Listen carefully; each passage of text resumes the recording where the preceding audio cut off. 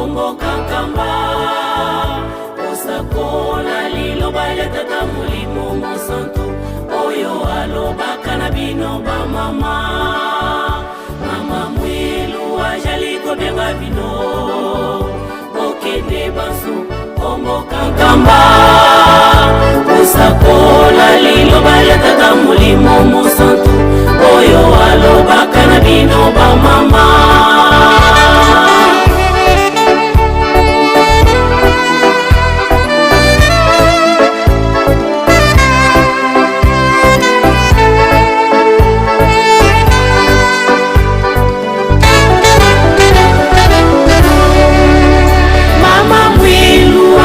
Kobenga bino okende baso Kombo kankamba osakola liloba ya tata molimo mosantu oyo alobaka na bino ba mama. Mama mwilu ajali kobenga bino okende baso Kombo kankamba osakola liloba ya tata molimo mosantu oyo alobaka na bino ba mama. Kosepelisa ye, kosepelisa ye, kosepelisa ye tata molimo mosantu. Kosepelisa ye, kosepelisa ye nena sima bino bokosepela. Kosepelisa ye, kosepelisa ye, kosepelisa ye tata molimo mosantu. Kosepelisa ye, kosepelisa ye nena sima bino bokosepela.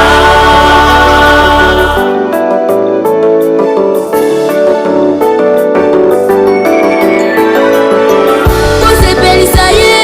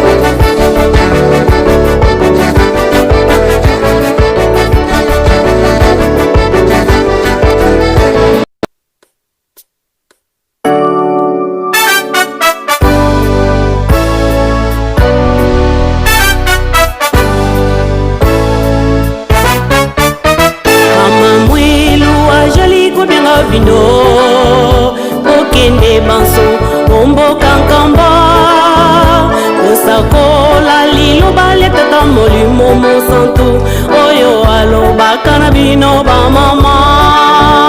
Mama mwilu ajali kobenga bino okende banso omboka nkamba osakola liloba lya tata molimo mosantu oyo alobaka na bino bamama. Mama mwilu ajali kobenga bino okende banso omboka nkamba osakola liloba lya tata molimo mosantu oyo alobaka na bino bamama. tobongisama poko topesa ye mbote ya kafu-kafu. Papa président général pai wapi azali na Kinshasa ayoka ete kuna bazali kopesa papa secrétaire général mbote na Yerusalem. Tobongisa maboko topesa ye mbote na kombo misato ya kule na kombo ya tata ya mwana tata molimo mosantu. Merci beaucoup kuna kofanda to société pa mbote tokosenga na pambote na biso ya kolo.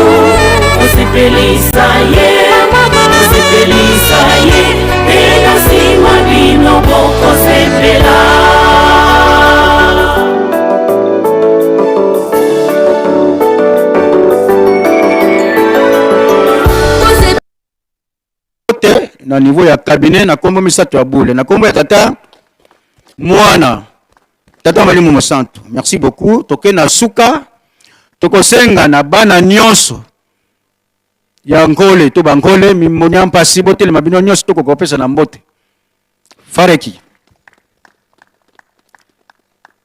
topesa ba mimonya mpasi mbote na kombo ya tata mwana pe tata molimo mosantu na kombo ya tata ya mwana tata molimo mosantu. Merci. Sikabo toko landa moi liloba mukepe ya papa secrétaire général adjoint papa Diacre Ferdinand ya liboso comme ça kokopesa moi liloba. Merci beaucoup.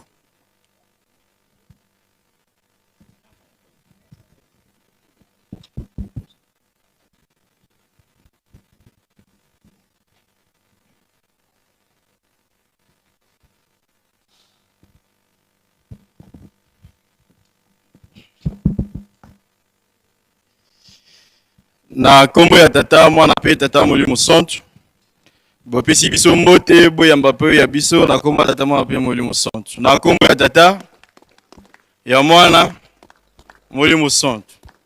Ba jeune oye, ba jeune oye, ba jeune oye.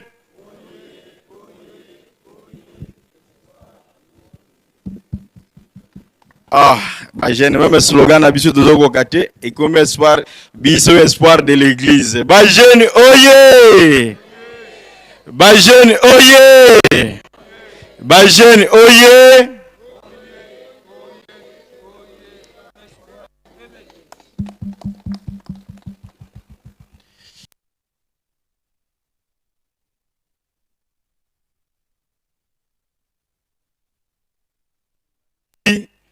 Théâtre na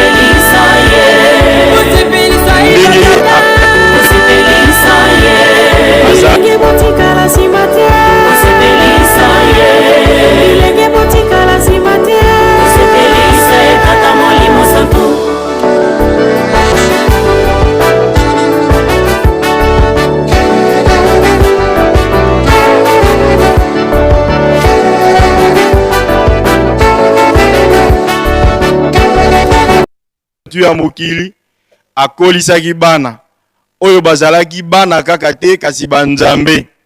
Papa Gisolokele, Papa Dialungana, Papa Diangenda. Abatelaki pe Lingomba. Na kobatela Lingomba azalaki kodirige bamama mais na papa na bana. Abombi archive ya Lingomba depuis 1921 tina le 12 avril apesaki pe ba archive wana na Papa Diangenda Kuntima. Mais plus grave, mwasi aïkaki piko mais abombi Mvala Lolendo ti a passé bateau de commandement na Papa Diangenda na 1959 pe asengi atikala na biso te kasi akende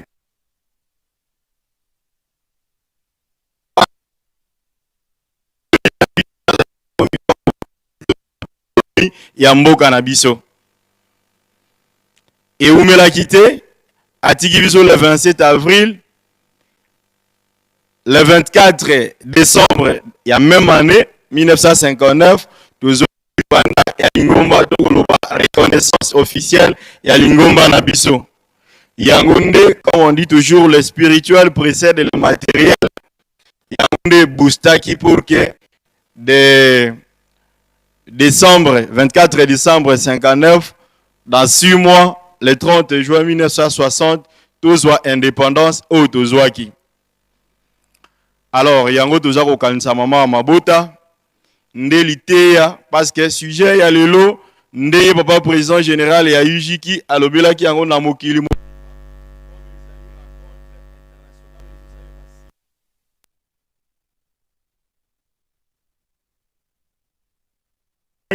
alobaki tolobela to frôler jeunesse espoir de l'église ndenge ni biso ba jeune tozali elike ya Lingomba ba jeune oye tomoni ba jeune tozali elike ya Lingomba na ndenge ni tozwa kaka de manière ramassée ezali exposé te kasi ezali masolo yambo bazabela na biso ba pour komimela biso na 1921 tobanda na bayuda tomoni kolo Israël baboyi kondimela ye bayuda balobi baboma ye makila na ye ezala na mitu na bango ya bana na bango bakoko na bango de génération en génération kolo alobi likambo ya kolongolango epa na bango akopesa na libota mosusu oyo ekobotela yango mbuma. Alors soki epa na bango baboyaki kolo Yesu bandimi Barabas oyo azalaki mobomi moto ya mabe epa na biso tata Simoki Mbangu aye tomoni bakangi ye bakoko na biso bake komipesa 37 000 familles bakangami mpona likambo ya tata Simoki Mbangu bango moko muke kaka nde bamindele bakangaki me bamosusu bazokende bango moko komipesa paske bakangi mobikisi na bango bajeune et parmi bakanga makana bajeune baza na kati. D'abord na mission ya papa Simoki Mbangu na 21 soki total papa Gisolokele à l'âge de 7 ans mais azali derrière papa Simoki Mbangu partout.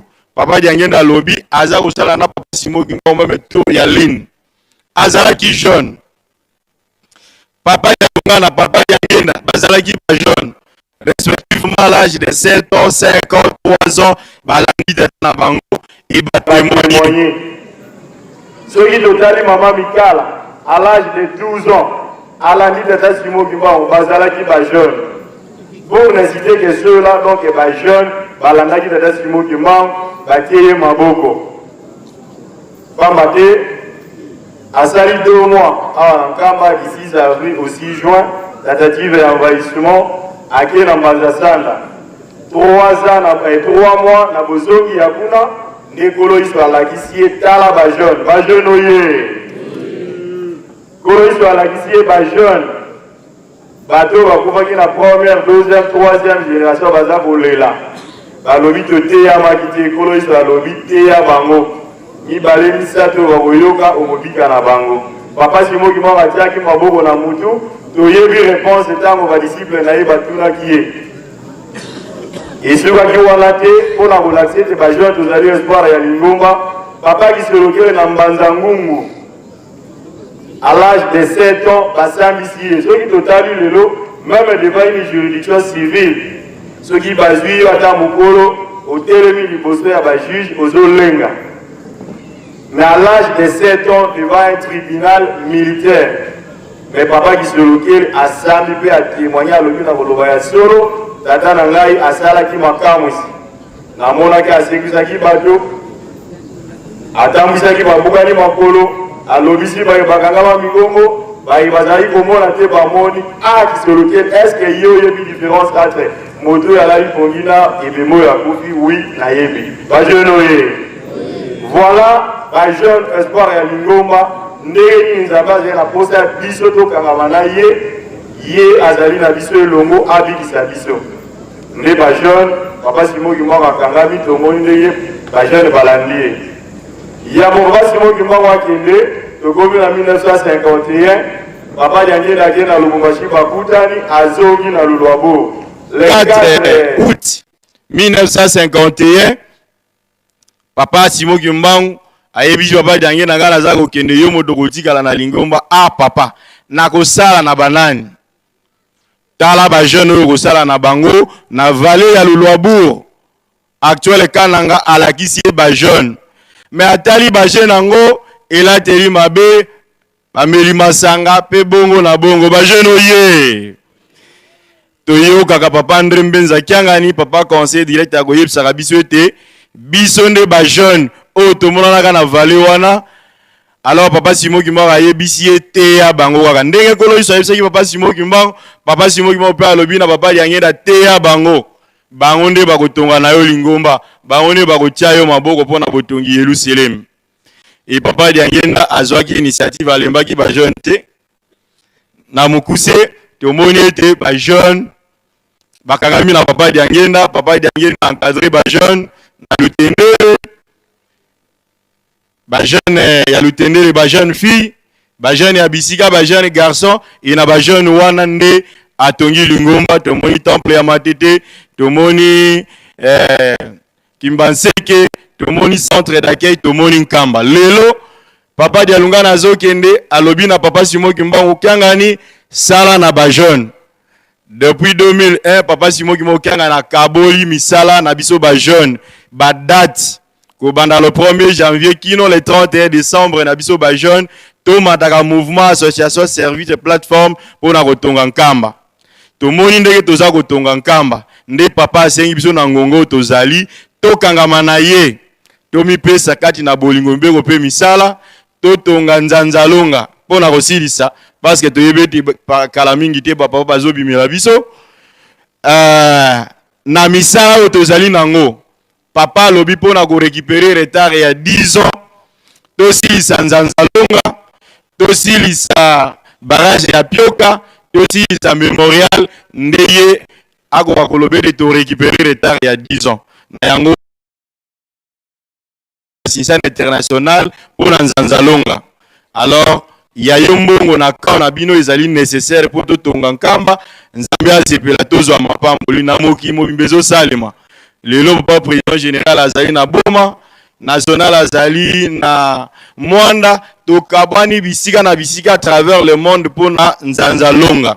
Alors yo jeune pesa ya yombongo nzambe azepela tozwa mapamboli tosukisi bongo na komba tata mwana pe tata Molimo Santu amen.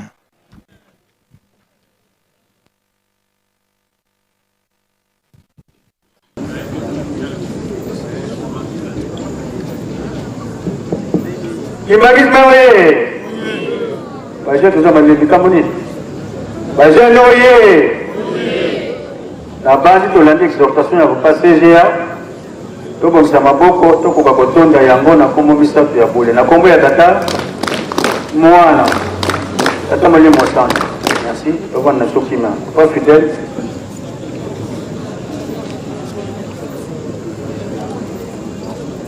biso nyonso batata pe bamama nakanisi biso bana papa Simon Kimbangu tozalaka bana limemia ekambo na telefone tobongisa topesa batelefone na biso mateye nakanisi toyokani na biso tosilisi bongo na bongo tata mwana pe tata Molimo Santu.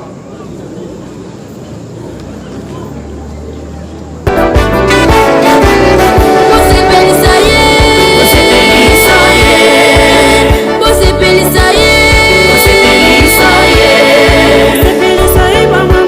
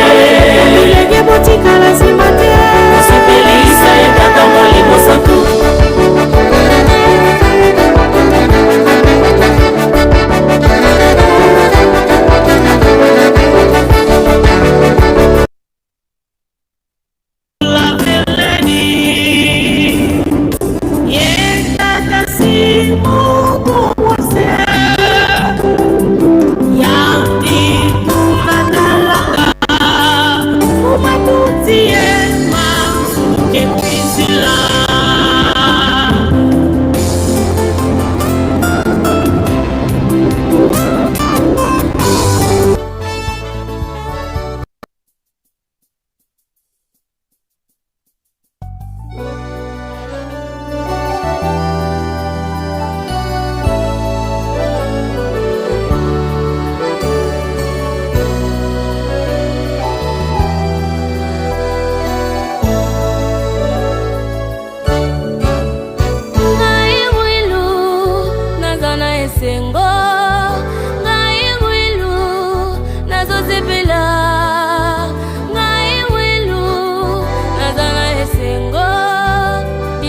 Mama mbutumbuli kumbunanga Ngai mwilu nazana esengo Ngai mwilu nazosipila Ngai mwilu nazana esengo Binoba mama mbutumbuli kumbunanga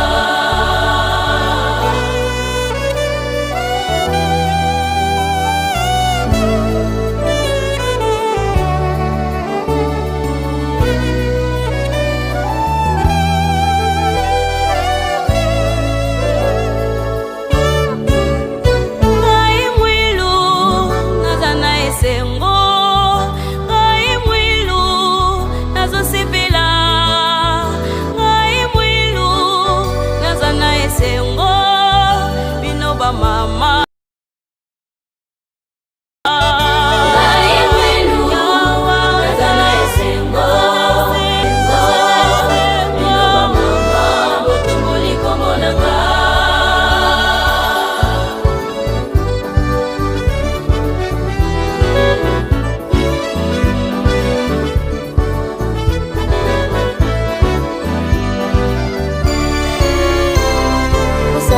Sina kupisa tata maboko Usala makasi na kusunga tata na bino Bino nebo simbili ngoma ya bino ba mama Uzwa lukumu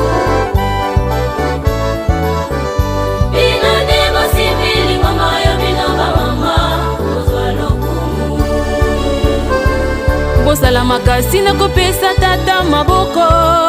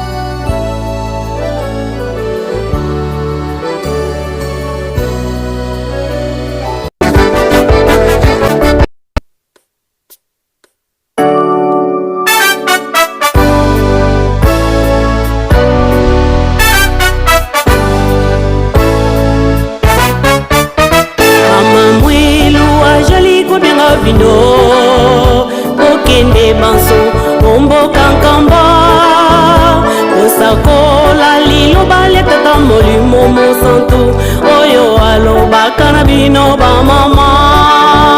Mama mwilu ajali kobenga bino okende banso omboka nkamba osakola liloba letata molimo mosantu oyo alobaka na bino bamama. Mama mwilu ajali kobenga bino okende banso omboka nkamba osakola liloba letata molimo mosantu oyo alobaka na bino bamama.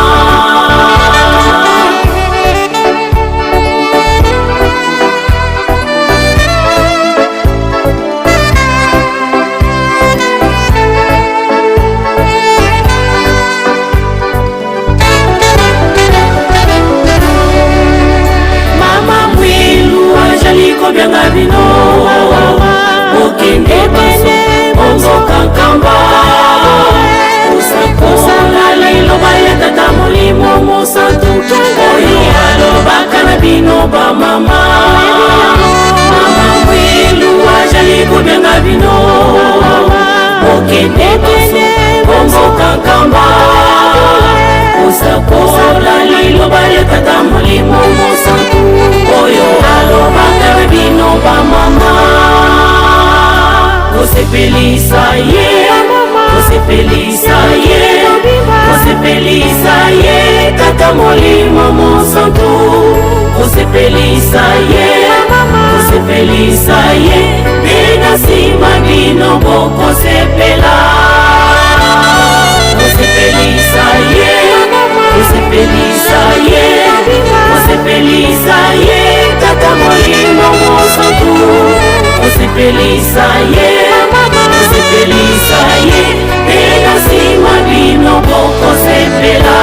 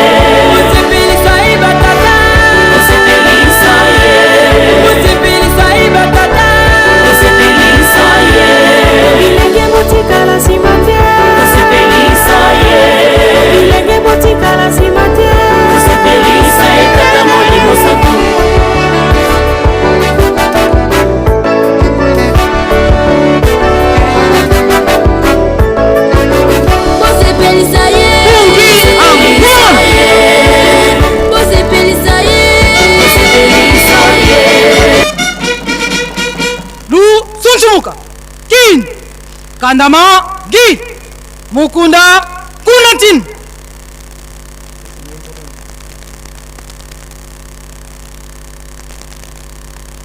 Mpungi antitusuka tata mfumo longo fuma dibuni.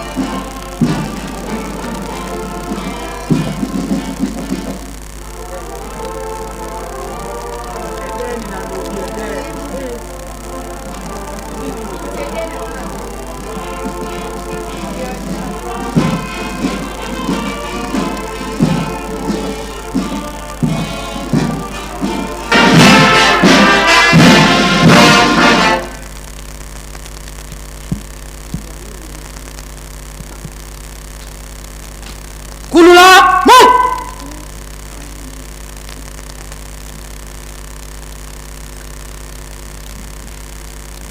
Tusawa muzola kwa seye mwana ye tata mwanda velela tata nzambi mfumo to Yesu Kristo tata Simoni Kimbangu kiangani mpevi ya nlongo nsadisi kiampila matondo tufuti kuvutu dila mulevo yezola biena yako bioti tata mana songa kwa beto minsumuki kunsia ntangu tutondele munkeba utukebele mulumbukia mvimba yendwaka tulweki muntangu tukuzikulu munanga drapo ditutombulanga mukonso nsuka unu kia nzole musabala fukieto nzole kanzole munkokila tubalukanga kumongo mukuzilonguka mansweki yebaka ndwenga yentona mpasi twazaya bonso tufuti kukitabidila kulumukange kibeni watu twadisa dina dizolele ngentinu seba woti diao betu tutadididi dia vangama kansi vo yinkubika zankadi ya mpemba diata kunsia mpeta kuwa nlongo musola kwange dieto se mwane tata mwanda velela Entambu za mfumo wetu Yesu Kristo yezola kwa nzambi wa sedito yiuntwadi ya mwanda velela bika wakalanga yeto tuka kwa yelevu seye mwane mwanda velela. Amen.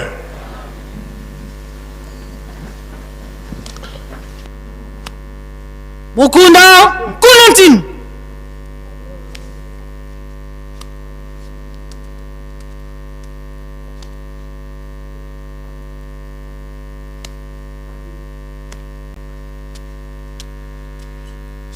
Kulula Mok.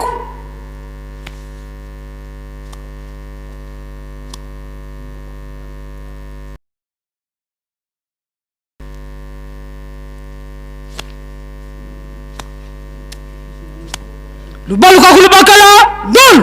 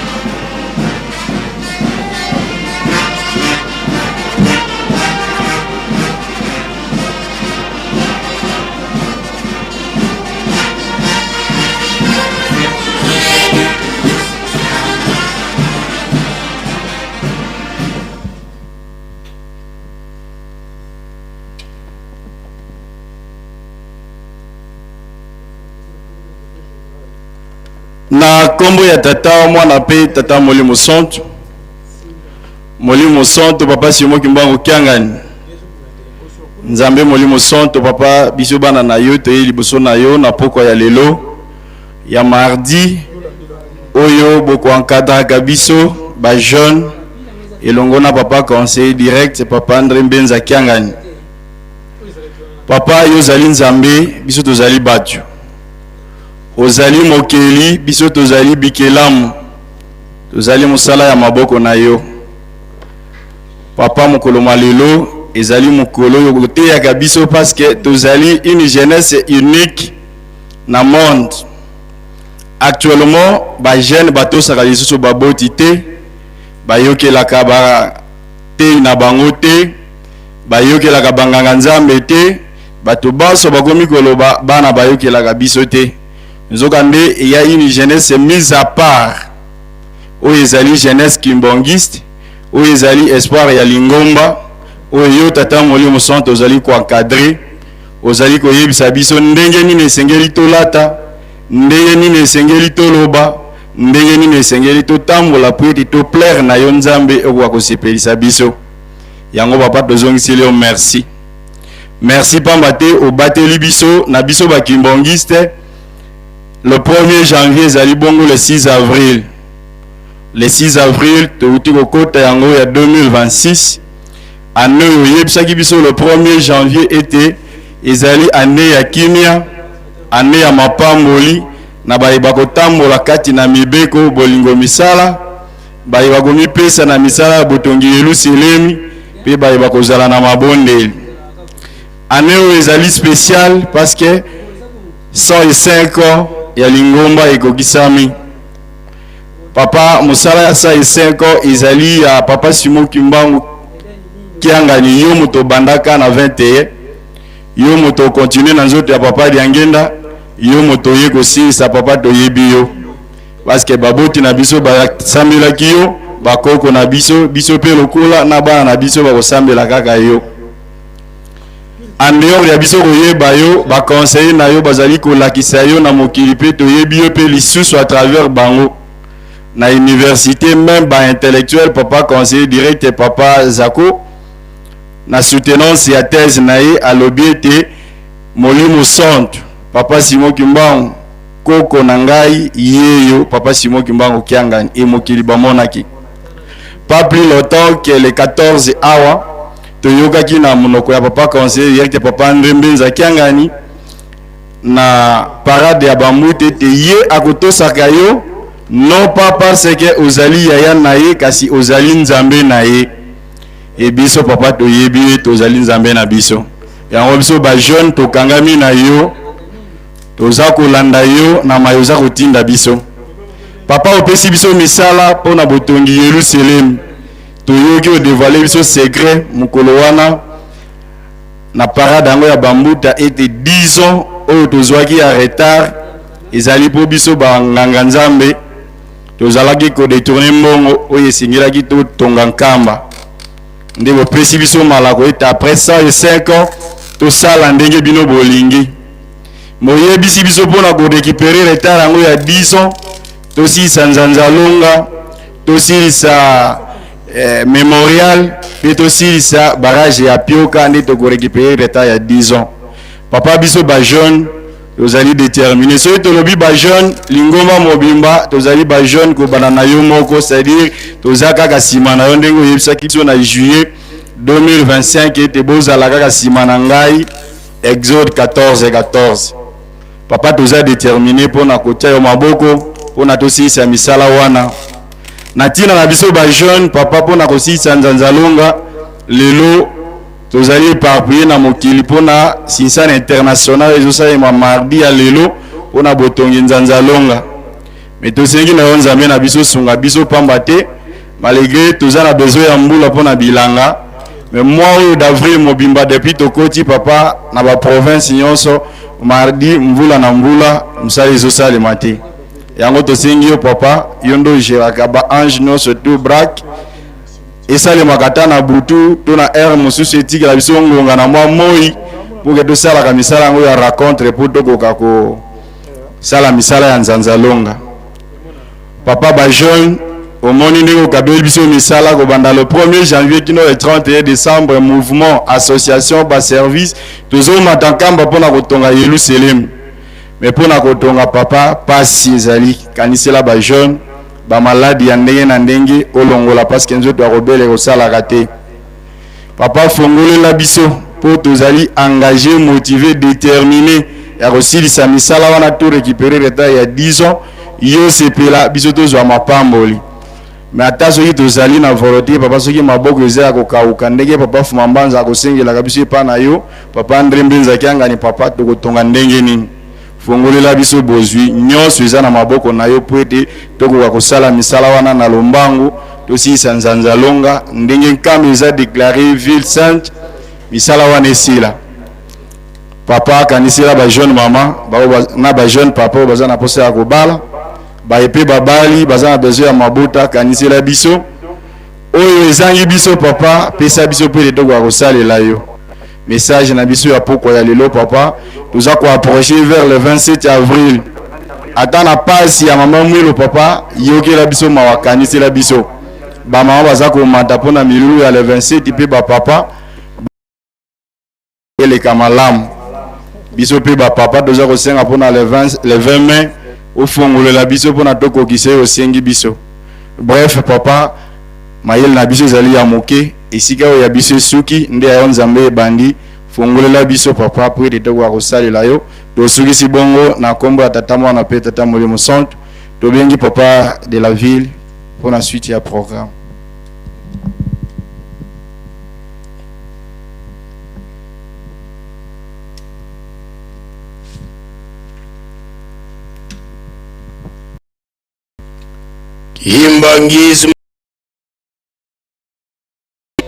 Kimbangisme, oye.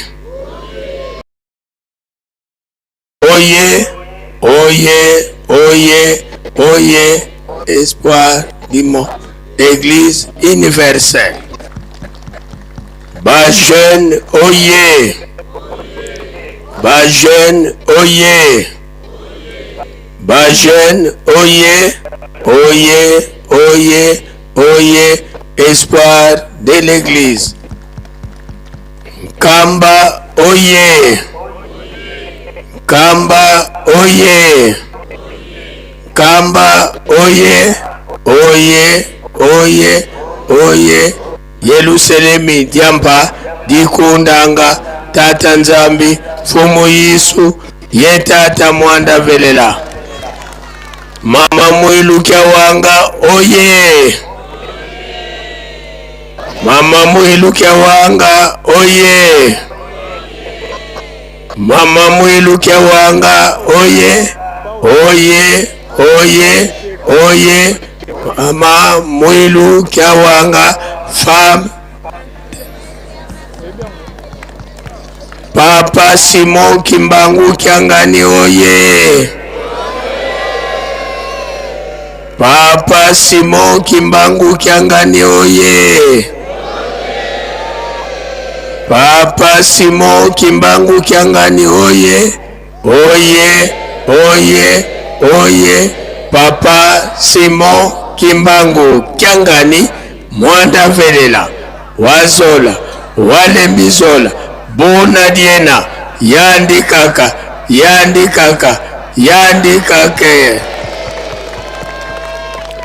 Mozola kwa seye mwana ye tata mwanda velela. Tulo ekivandangu yituvana nga tata nzambi kyambote.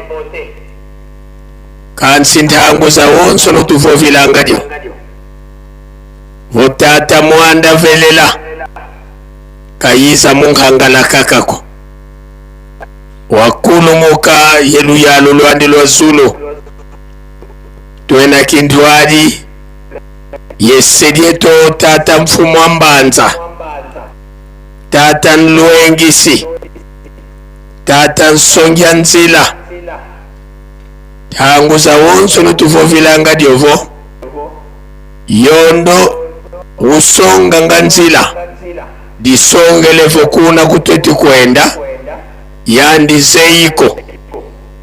walwakako idina kene na nsongya nzila sinzidi ditwa sisula mu Yerusalemi tuka muna 1921 kasiswa na telumbukia unu tata mfumu ambanza vwendi yeto mukati kwa Yerusalemi mbangi ya kimona meso mumawonso na mavyoka nga mu Yerusalemi esungula mana mavyoka mungonda tano zina masemeto baisivwanda mu Yerusalemi mukutukubikila muvu wafunda dimosi nkamavwa yelunana yevwa tulombele kwa tata mfumo mbanza ututela mana beto bana takuvana kiambote faki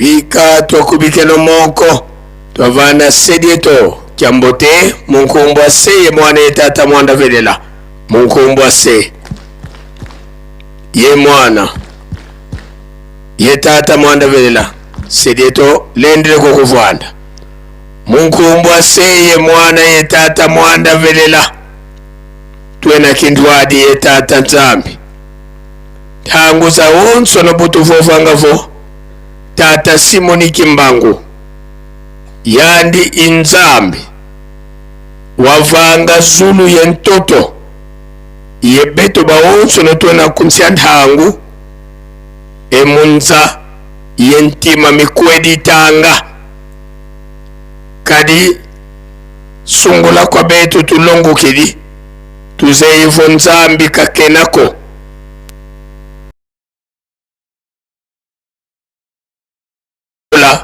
nzambi kalendi monika mukanda lya bandombe lya vwe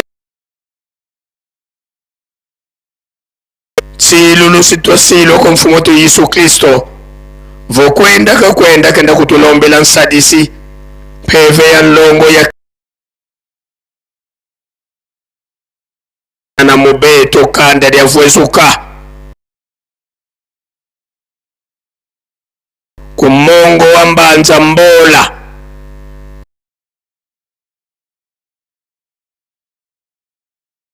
tata Simoni Kimbangu tukakina muvu wafunda dimosi nkama 8 lunana yensambodya wakulumuka yewena Yerusalemi na telumbukia unu kanokene nituko yekakayoyele mpeko buka kadila ibukena ibukana tatamanakala kadiyandi inzambi nzambi yatekela kuntwala tata Simoni Kimbangu kayenako enzambi nalanda kunimandi mpe kayenako luvufa mulutwetitomba munza tata Simoni Kimbangu kutuvana lo kawankakako tulombele kwa tata nzambi watutela mana betobana takuvana kiambote faki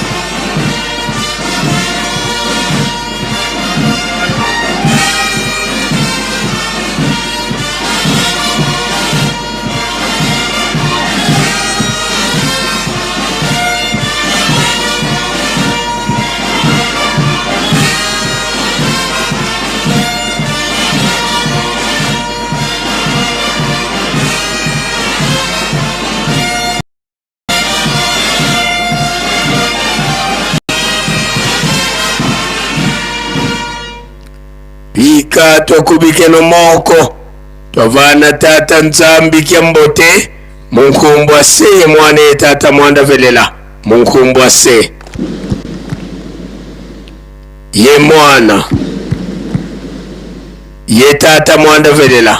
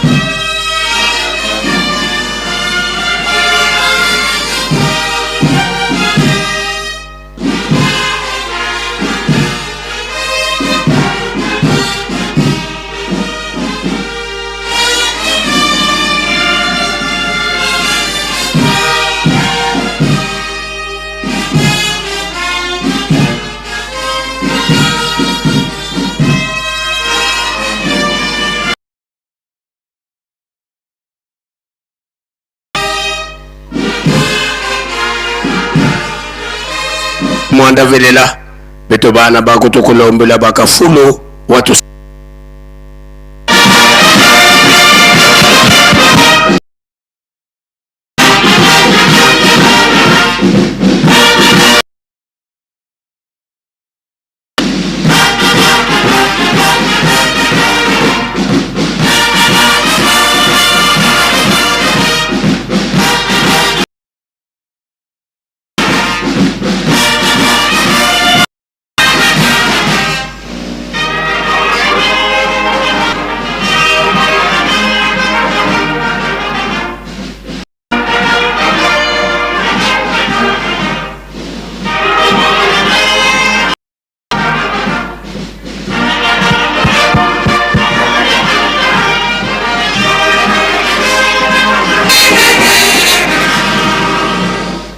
Kimbangizi moye!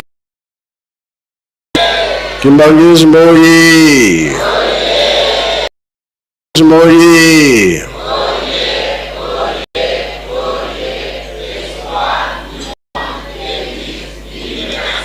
Kamboye! Kamboye! Kamboye!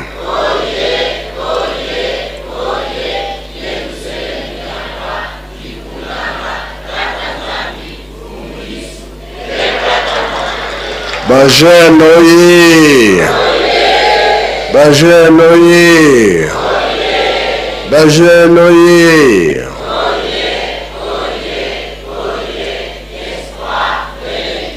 Ewi! Imbago! Kies zako baruka mingi. Zako baruka mingi. Comme ça. Comme ça. Oh, kuna baro. Oh, kuna baro. Oh, kuna baro.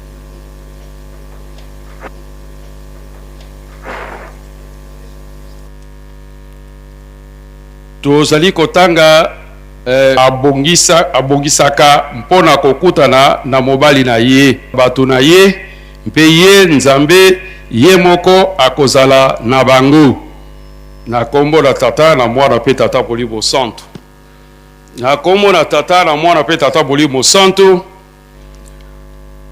tolobeli tata mokonzi abule mokonzi lingomba merci mingi lokopesa biso liloba pour ntina na likambo na Yerusalem. Tabanza la fois passée tolobelaki yango na Hébreu chapitre 7 na ndenge Salem ezalaki mboka ya mokonzi Melchisedek esika azalaki ovanda bapesaki biso na badescription ete Melchisedek azali lolenge ya nkolo Yesu azali nzambe na bomoi nganga monene azali na ebandeli te suka te azali na tata te na mama te me kasi azalaki mutu azwaki likabo ya nzomi oyo Abraham azwaki na bitumba oyo abundaki na bakonzi mine ndenge apesaki likabo na nzomi yango wana Yerusalem ekokoma mboka penza ya Yerusalem bavandisi yango na bokonzi parce que yango mpe ezalaki siona yango ezalaki mboka ya bayebushi etango mokonzi David abundi bitumba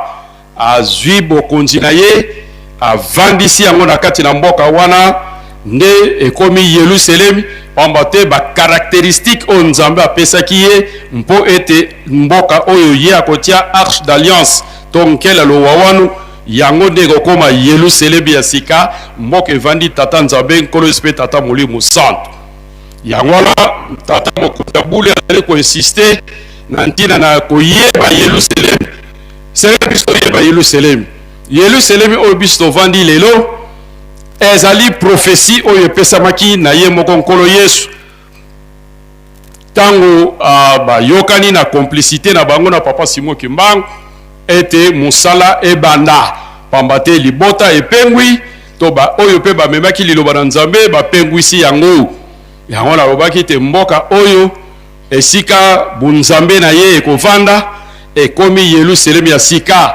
tolobaka yango mingi na butu ya le 5 le 6 d'avril na 1921 donc Yerusalem ezali plan ya nzambe ye moko abongisaki plan wana Yerusalem bakreaka yango te bafondaka yango te Yerusalem ezalaka prophétie ezalaka likambo eutaka na ye moko nzambe uta na likolo nde ye moko nzambe asalaki programme na ye nde akitisaki mboka oyo soki tolobi nde wana tokotia tembe te parce que na manœuvre de Kimaza na 56 batata bamonaki yango ndenge ezali kokita ekokisami na oyo touti kotanga na Jérusalem na apocalypse te mboka amoni mboka euti likolo ezali kokita nzambe akovanda kati na bato na ye yango na Yerusalem ezali boyokani ya solo ya nzambe na bato na ye ndenge boboni ndenge boyokani ya nzambe na bato na ye ndenge tovandi mardi nyonso boye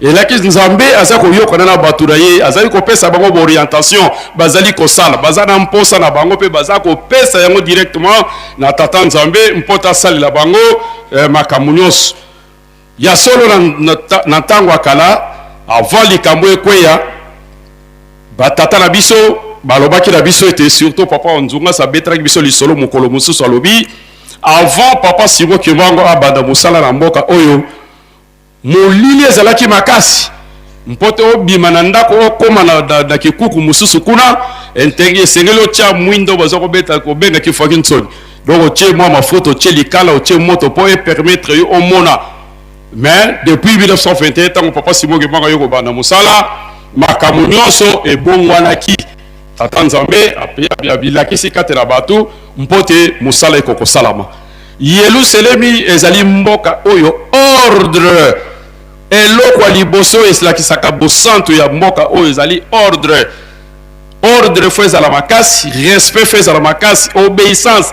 litoi oyo nyonso avandi na Yerusalem esengeli litoi na ye ezalaka eyokaka litoi eyokaka te mais litoi soki eyoki comprendre likambo nini yo oyoki oyoka nani alobi nani atindi mokonzi ya Yerusalem soki atindi ntango na yoki est-ce que na comprendre likambo oyo alobi soki na comprendre se nake kosalela yango mpo nasalela yango esengeli na ndima est-ce que bacaractéristique wana mpo na biso na Yerusalem est-ce que toza na yango kovanda kaka te koyoka kaka te komona kaka te me comprendre Yerusalem mboka yo ovandi eza bosantu ngai navandi na mboka ndenge nini na comprendre ndenge nini naza kosala ndenge nini est-ce que nazali kondima po soki biloko ezali kusu te Donc moyen to loba ke to sali ba croyant o ba vanda yelo célèbre ezalité. Alors pour to yeba ke solo c'est solo to mimi o to yokaki o to moni esengeli mbongwana e mona na katikati na biso. Comment se fait-il possible moto azofanda yelo célèbre o ya ndimi makamba papa simo ke ba azali ko umela na kati na masumu. Oko umele na kati na masumu te parce que il fait la kisama ke moto oyo avandi na yelo célèbre. Ce que totangi na ba kanda na nzambe na base la 2 Corinthiens chapitre 8 soko toke ko komona ba lobi ba ye baza ko fanda na yelo célèbre baza ko benga ba santo les saints de Jérusalem. Donc moto no sa fanda na yelo célèbre baza mo santo za moto akabona na masumu. Alors ce que tozali komona ke tozali ko umele na masumu tozali ko to yebisu sute ke nzambe asi akita azali katra biso.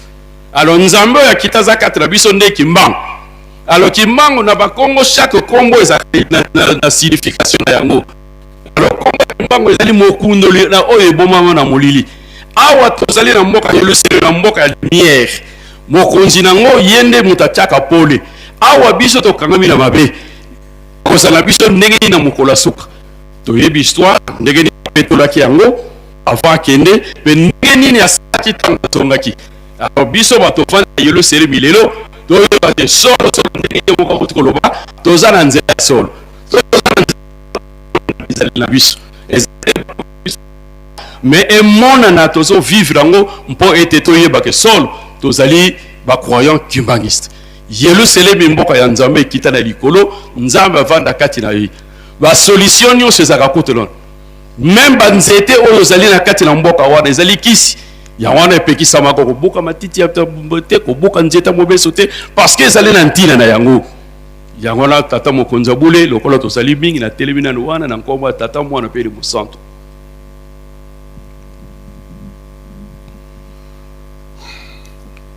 Merci na komona tata mwana tata molio mo santo. Tata molio mo santo, merci pour na maloba. Salem ezali mboka oyo roi Melkisedek azalaki kovanda. Melkisedek elingi koloba mokonzi na boyenge bene. Bokonzi na moyenge bene, le roi de la justice. Salem elingi kolakisa kimia shalom. Donc kimia mboka na boyenge bene, mboka na kimia Salem. Et yepe roi Salem Melkisedek yepe azalaki anga ya nzambe kolo moko nzambe bazakolo aloba to nyonso bazalaki komata ndenge papa yolobi bazalaki kokende na Salem mpona nini kozwa mapamboli kozwa lisalisi kuna na mboka Salem. Yango na komona ndenge biso tokomi na 105 ans tozali ko rappeler 7 Enoch. Enoch wana te nkoko na ye moko akoya kobima kuna akolata pe nkomo ya Enoch akoya kobota mwana Matusala. Na livre oya Bible oya Enoch, le livre d'Enoch bakomi yango très bien na Kikongo Matusala. Na oyo na ba traduction mosusu bazoti ya Matusalem. Mais na livre ya Enoch bakoma yango très bien na Kikongo Matusala. Maye tozalaki kosala. Bozalaki kosala nini? Bazalaki komata na mboka wana kozwa mapamboli epai na Melkisedek nganga nzambe munene. Ndenge na 1921 au batu nyonso tu ya wana Belge a ganga ki pona nini batu nyonso bazalaki komata na nkama yoke wapi na ke na nkama pona nini kozwa mapamboli toke na nkama pona nini kozwa lisongi lisalisi po tataki mbangu abotami awa asali mosala na ye awa te makambo na ye nyonso tu awa na kati na Yerusalem etikala mboka ya boyenge bene mboka ya mapamboli libela yangwana ezalaki kobiangama Salem. Et Abraham ye moko ndenge yo lobi yende tata oyo basalaki boyokani na Nzambe mais amataki kuna epaye ya Melkisedek mpe kozwa lipamboli mpe kopesa ye dîme à reconnaître dîme c'est ezali ko représenter la reconnaissance de l'autorité divine à travers oyo azali ntoma na ye yango wana akendaki kuna azwi mpe lipamboli apesi mpe dîme na ye ndenge mpe nkolo Yesu akendaki kozwa batisimo epai na Jean Baptiste parce que ezali solo alobi tika ba ekokisama makambo nyonso tu ya solo nde wana ezalaki Salem. Après David ntango ye aye abondi etumba bana na Israel balongwe na bomo bazwi bonsomi Nzambe amemi bango ti kaka na esika wana Nzambe azali alpha omega asalaka likambo ne kaka esika ye abandelaki yango wana ekomi Yerusalem ezali mboka ekomaki Yerusalem mboka oyo ya roi le Sion, c'est-à-dire evandelo na roi David ezalaki pe mboka oyo ya Nzambe pona nini kuna na kati na Yerusalem oyo ya kala kuna nde ezalaki parti royal ya David et parti oyo ezalaki ya bonganga ya balevi esika bazalaki kokenda kotumela mbeka na banganga nyonso tu kuna bazalaki na temple kuna bazalaki na kilongo c'est-à-dire le lieu très saint, le lieu saint et les parvis wana nyonso ezali kolakisa la partie oyo sacré oyo sainte kuna na ya bonganga bazalaki kosala et bazalaki na mai et bazalaki na mvoila et na bango bazalaki mosakoli azalaki kovanda na esika wana yango wana bazalaki kobenga yango Salem Yerusalem. Et nkolo Yesu ntango ye aye alobi temple oyo ekokweya mpona nini nazalaki na mposa nasangisa bino mbe bondimelaki ngai te me kotikala pamba bokonzi na likolo na Matthieu 24 verset 43 et tout ça bokonzi na likolo Matthieu 21 verset 43 bokonzi na likolo ekolongolama ekopesamela libota mosusu bokonzi ekoki kolongolama te sans mokonzi yango wana nkolo Yesu azalaki korepresente bokonzi yango amilongolaki kuna nzoto etikalaki te eloko moko etikalaki te asek makambo nyonso tu ayaki nango yango wana na esangana patamo aprécise que Yerusalem na sika ezali kokita ekozala efandelo ya Nzambe ndenge bauti kotangela biso na bato yango nde Salem yango nde Yerusalem yango nde ekomi Yerusalem na sika yango mpe eye mpona kolakisa ete bokonzi oyo ya Yerusalem na sika euti na likolo yango wana ndenge esalamaka na nkolo Yesu kobotama ne kuna awa mpe esalami mioto etoile ebimi awa na contrôle ya nkamba na nkamba etoile ebimi na 1910 à partir du 13 septembre. Alors, tango étoile wana et bimi, constellation d'étoile wana et bimi, et la kisi ete mokonzi, ba oyo ba vanda kanalikolo ba kiti na se. Et puis de deux, awa bango ba kiti, ba botamia wana se, ba meminde bonsomi kokango la liboto esalaki na bombo. Yangwana ba lokola Martin Louise, na ba docteur ba tunyo surtout ba lobi histoire ya kimbangisme ezali kozongisa ndenge ezalaki na bana na Israël bato bazalaki baumbo bazwi bonsomi et bazwi lingoma sacerdoce et bango mpe bazwi Yerusalem Nzambe aye kovanda kati na bango yango wana makambo wana emonani epai na biso ezali nde ya solo ezali nde ya sembo yango wana ezali Nzambe mde mutu apesaki elaka na Esaïe chapitre 62 verset 2 Nzambe alobi Yerusalem ekozala na nkombo mosusu mpona nini nkombo wana Nzambe ye moko mutu akoprononce yango ndenge bandeko balobi le 5 avril 1921 papa Kimbangu alobi nkolo Yesu alabi oyo ekomi Yerusalem ya sika. Et awa na Yerusalem tata molio mosantu aye temple pe tongami ndenge komami na Apocalypse 3 verset 12 awa mpe nkolo Yesu tosakoli ye na nkombo ya sika Noël le 25 mai. Makambo wana nyonso to ezali na kati na Bible tozopesa ba référence. Yerusalem ezali ya solo pona nini bafabrikaka yango te. Tata Nzambe alobaki na bana na Israël, bino bato bozali kolanda boyenge bene, bino botala Abraham tata na bino.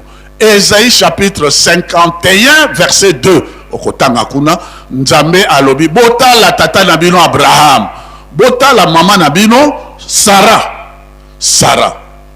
Donc libota oyo ezalaka kuna yango pe monani awa mais exali ecclesia wana tokolo bango peut-être plus tard pour Nathan et biso na kati ya Yerusalem na sika ecclesia ya nkolo Yesu na Yerusalem na sika esangisi na bayuda na les juifs et les non juifs. Donc tous les peuples, tous les croyants, toutes les nations ndenge papa kimbanga lobaki bazali koya na Yerusalem. Ecclesia ezali ko sangisa mabota nyonso. Etala awa na nkamba okomona soko koti kaka na nkamba vous serez frappé par ekuluzu na tata kimbanga, ekuluzu na mama muyu. C'est-à-dire lingomba sacerdoce oyo selon l'ordre de Melchisedec oyo lingomba nkolo Yesu biso nyonso tout ozali libota kaka oyo etongami na tata molimo mo centre na mama moye biso nyonso tout okomi lingomba oyo emonani oyo ezalaka na bango ndenge Nzambe alobaki na bango yango pe ezali kati na biso. Donc ofabrike te ezali nde ya solo makambo wana nyonso il faut soko lobi awa ezali Yerusalem il faut ba mona nzoto yango ezala ya mo centre il faut ezala nzoto ya mo centre yango nde ezali sanctuaire kilongo ndenge nkolo Yesu alobaki yango na Matthieu 24-28 il faut yango nde ezali kilongo le lieu très saint. Il faut ezala na temple yango pe voela il faut ezala elaka epesa makete ekotongama il faut ezala elaka ezala ezaka ndako botongi yango boyete ndako ya elaka ndako elaka wana il faut ezala sika sanctuaire kilongo il faut ezala mais kuna na kilongo il faut nzoto ezala ya ye moko Nzambe tata molio mosantu il faut ezala na parvi ndenge biso tomoni ndako na mokonzi tomoni ndako na mintino et tomoni maya simu et tomoni ba tribu oyo nyonso to ezalaka na Yerusalem yango nde ye kotongama Yerusalem na sika ya kosangisa mabota manso pona kosilisa na chapitre wana papa et monani que Esaïe chapitre 11 verset 10 kaka verset moko wana na PCP alobi boy esika na Yerusalem wana nsasila kozala wana le descendant d'Isaïe. Mais maintenant c'est le descendant oyo ya yemoko tata molio mosantu esika ya kozala ekozala mabota manso ya moki ya kozala elembo. C'est bien écrit Esaïe chapitre 11 verset 10 na pesi kaka wana mokotanga yango nyonso chapitre wana papa Diangena atangisaki yango papa Sume moto atangaki yango na Brazzaville awa na ngamu na biso ngamu tunatangaki yango. Donc esika wana ekozala sasila, c'est-à-dire na kikongo balobi nini rejetons, en français on dit rejetons. Ça c'est le sika ya kosa esika wana mabota manso ya mokili mobima bakotiela ye motema mabota manso ya mokili mobima bakokena na esika wana mpona koconsulte ye esika ya kozala wana nde esika nkembo na Nzambe lokumu na version oyo ya lingala oyo malgré temps ezala te mabakoka kotanga lokumu na Nzambe komona na esika wana yango na tata Kimbanga lobaki na kobotama na 1918 ye wana bango misato baye kotonga temple na kobotama lisusu na 1951 na 1951 tata mokonzi bole yozali à la fois bazali koloba sasila mais ezali kaka yo ya zalaka mpe oyo azali et mabota nyonso ya mokili mobima batieli yo mote et mabota nyonso ya mokili mobima bakomata esika yo vandi awa yango nde ekomi esika ya lokumu na nkombo na tata mwana tata molimo santo. Merci papa na kopesa ngai maloba na kombo ya tata mwana pe tata molimo santo. Papa olobi que ezali ya kodefate ya solo olobi loba ya kala loba ya sika na livre vert ya papa Diangenda na page numéro 10 akomaki boye: en dépit de tout, le kimbangisme est fier d'avoir établi un maillon d'amitié qui couvre tout le continent. Après s'être échappé du pays de l'esclavage, le kimbangisme qui a traversé le désert est enfin arrivé en terre promise. Demain, une génération qui n'a pas vécu en Égypte en prendra la relève. Les risques d'échouer sont minimes. Demain, une génération qui en prendra la relève. Les risques d'échouer sont minimes. Et c'est là la consolation, car les dispositions ont été prises afin que demain, le kimbangisme puisse, dans l'harmonie et la cohésion, atteindre de nouveaux sommets. Donc, ba jeune oyo ba yesika oyo bazalaki te na tango ba makambo elekaki na tango pasi emonanaka awo na nkamba na tango bazwi relève sikasikoyo bakomi ba mikonzi mais risque ya ko échouer ezali muke kaka pamba te papa Diangenda papa Dialungana basi bazwaki ba disposition pona tango eza muke bena bimisi bino saki ya ba livre oyo papa Dialungana komaki yango wana soki totali même 1980 Pape Zaïre, Congo, Kenya, Ghana, Burkina Faso, Côte d'Ivoire, le Christ lui-même est africain, affirme Jean-Paul II, et Dieu est noir. Mokandango nazalango kuna. Donc ndenge papa lobi ezaya defate ezali eloko ya biso moko ba pesaki.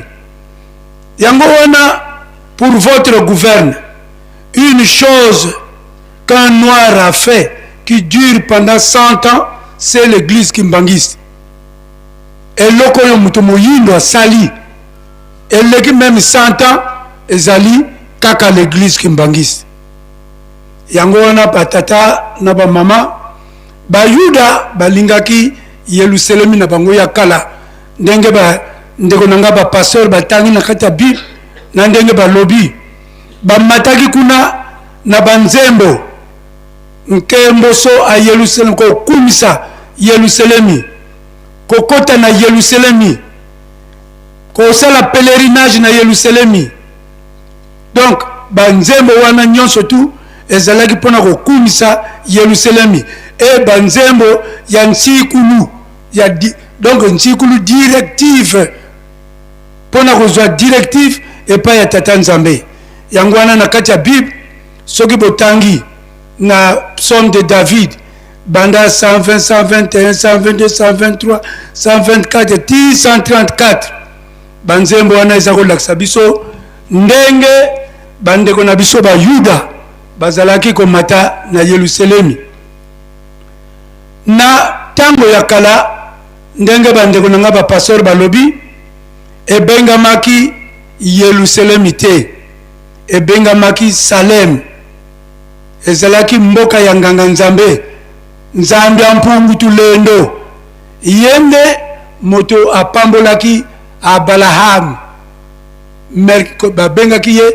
Melkisedeki tango bapusani ezali susu Salem était et comme Yerusalemi. Donc, Bokoko Tangangona Yosua, Josué, chapitre 10, verset 1 à 23. Oya Melchisedek ya liboso ya Salem, Bokotanga na psaume de David 110, verset 4 kaka. Maintenant, ekomaki Mbanza Davidi. Mboka ya le roi David, parce que le roi David a botolaki mboka ngona ba yebusi ndenge batangili biso na mukanda ya tata Nzambe. Donc yangwana avandaki kuna et bapesaki kombana mboka ya David, le roi David. Bokotanga ngo na Nombre chapitre 17 verset 4. Et kokoma Mbanza Nzambi. Pourquoi? Parce que le roi David a kotisaki sanduku ya Yahweh. Na kati ya sanduku ya Yahweh ezalaki nzete ya Moïse, ezalaki kobimisa toujours ba fleur, ezalaki na mana ezalaki bilia, nzete ya Aaron, pardon, mana, merci, mana oyo bazako lia na nzela tango Nzambe azalaki kokitisela bango. Gobele ya or oyo Moïse azako melamai et les tables de loi, les 10 commandements. Bokotanga ngona Hébreu chapitre 9 verset 4. Alors patata naba mama kuna nakati ya Yerusalemi banganga Nzambe ya minene bazalaki kovanda kuna ni kuna bazalaki kozwila kibonganga Nzambe. Soki totangi banganga Nzambe binene bazalaki kuna lokola Natani, Yesaya, Yeremia, Amos, Ezekieli, bangonde bafandaki kuna na tangu bazongaki na bogumbu ya 70 ans oyo bawutaki na Babel. Yangwana batata na ba mama soki totali ba Yuda balingaki vraiment Yerusalemi na bango ya kala, bazalaki kotini lango ba don biloko en nature, mbongo en espèce. Paul pe atindaki biloko ba don ba Mikailu. Yango wana bango ndenge papa lobi bango bazalaki na ba fête misato, fête ya liboso ya Pâques et bandaki na 14 avril et zalaki kosuka na 21 avril, 7 jours. Deuxième fête ya Pentecôte matondo, donc bazako salango na mois de juillet. Fête ya misato ya mafokola, donc le ramon na mois d'août. Donc yangwana sikoyo ezali susu ya bangote ndenge bazako beta sete pona Yerusalemi ya sika, ndenge batangilango na Bible, ndenge ekitaki, ndenge emonanaki na 1956 biso tesito botami ezali kambote o no ya lukuta non ngana zalaki déjà ko botama. Donc tozali pena ba fête misato, fête ya liboso ya le 6 avril et bandeli ya musala, fête ya mibale ya le 8 juillet ya matondo, fête ya misato le 12 liwa na bomoi. Yango wana papa azalaki kobenga biso que tozali ba photocopie ya bana ya Israël, batata na ba mama biso na kala ezalaki tant tozalaki na 1880 à 1920 ezalaki mbanza mbola. Na 1920 na 1921 et comme nkamba le 18 mars tata Simoki Mbangu 1921 bakutanaki na nkolo Yesu esika ya mausolée nzete ezalaki wana babengaka ngo le flamboyant, naza na photo wana. Donc ni kuna bakutanaki na nkolo Yesu alobaki na ye que tango etikali moke obana mosala. Maintenant na le 5 ndenge bandeko na nga balobi na minuit nikula bakutani lobi banda musala oyo ekomi Yerusalemi ya sika ndenge balobaki. Maintenant na Yerusalemi ya sika tozana kilongo kya nsilulu, tozana tempelo, tozana nzwami ntino, tozana sima kalabako bengango mpumbu, tozana résidence officielle, tozali na lieu historique, musée et bientôt mémorial. Yangwana na conclusion uzolanga Yerusalemi bikaka tomanitu. Motoyo alingaka Yerusalemi tika ete azala nzoto kolongono. Maintenant na kati ya Yerusalemi oyo balongi ya liboso bazwaka bakarte awa. Balongi ya liboso na mama mwilu. Donc Sainte Seine Communion et bandaki awa na 1971 sa divinité papa Simon Kimbangu Kiangani a kokisaki 20 ans na tango wana. Tata wa Beladio Pai azwaki écriture awa yangwana balobaka makamu nyonso tu awa écriture mandombe. Passation de pouvoir Mama Mwilu na papa Diangenda le 12 avril 1959 ezalaki awa nankamba. Papa Diangenda na papa Dialungana. Papa Diangenda bandaki musala le 20 mai 1959 asilisaki na le 20 mai 1989 30 ans basalaki passation de service awa nankamba. Papa Dialungana na papa Simon Kimbangu Kiangani tata Molimo Mosanto basalaki passation de service awa. Papa Simon Kimbangu Kiangani awutaki na bilanga. Awutaki na bilanga na kunzulu aye kosala passation de service na nkolo Yesu wapi na Yerusalemi ya sika batata na ba mama yango na papa lobi ezali ya kodefate. Donc ezali ba pesi biso libela to telemina wana na kombo ya tata mwana pe tata Molimo Santo.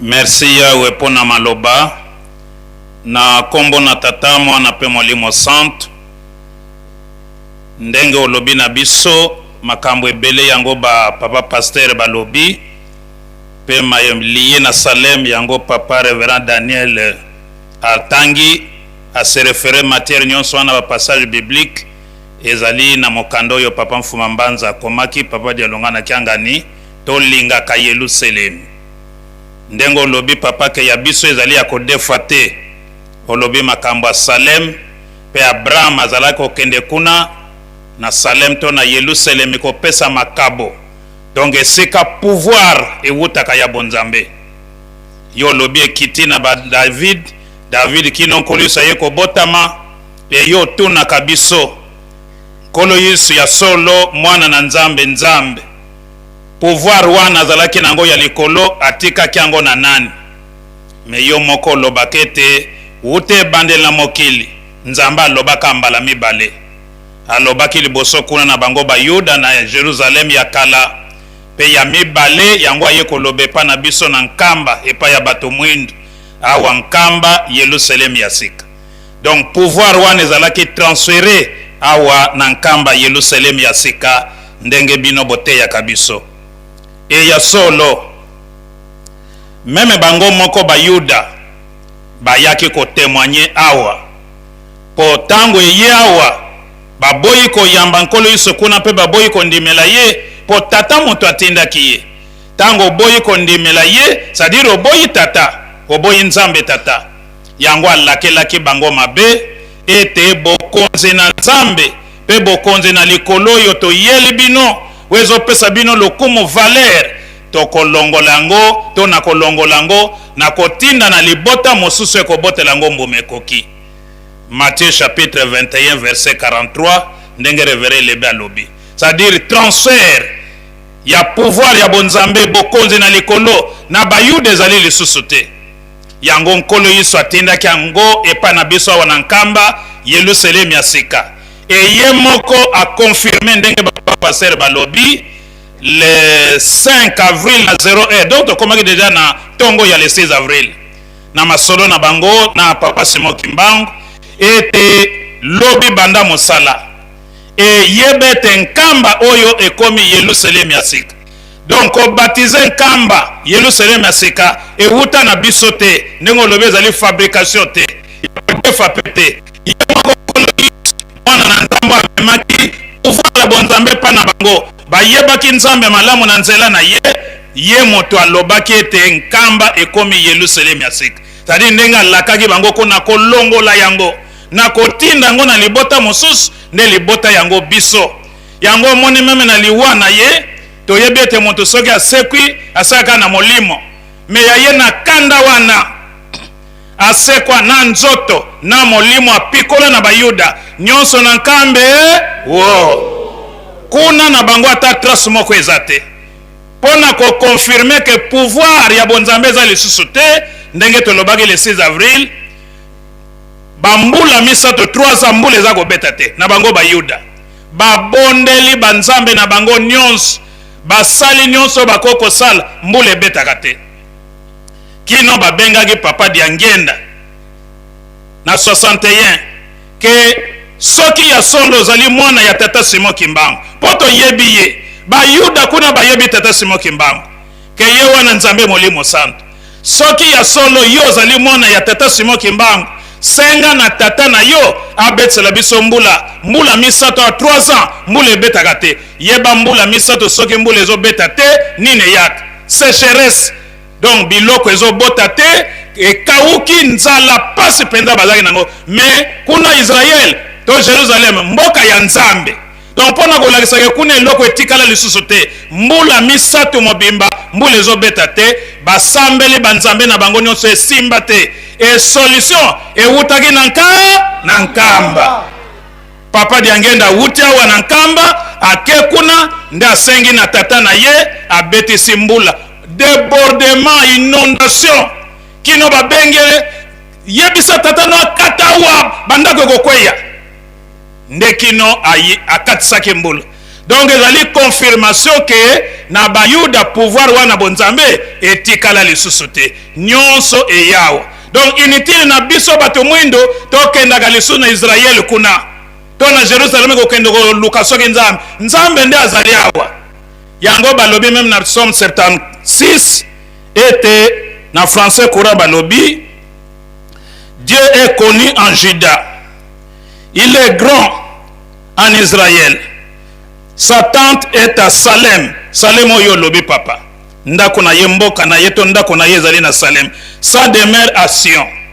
Donc bilembo nyonso wana Bible na Psaume 76 ezo confirmer que nzambe ayebani na Yuda wana na tango ya kala mais lelo ayebani awa na Congo central na Nkamba na groupement ya Nzundu na secteur ya Ntimansi na territoire ya Mbanza-Ngungu division unique ya Cataract na province ya Congo central na République démocratique du Congo.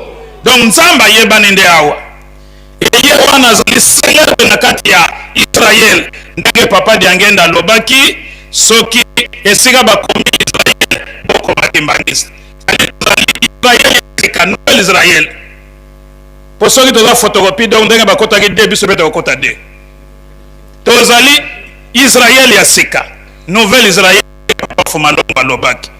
Donc nyonso wana ekomi epa na biso aza na ndako na ye esika na ye afandaka donc bokoluka lisusu na mapata te akoma moto azali na kati na biso elongo ndenge balobi na apocalypse oyo papa passer atangaki akokita koya kofanda na bato na ye elongo.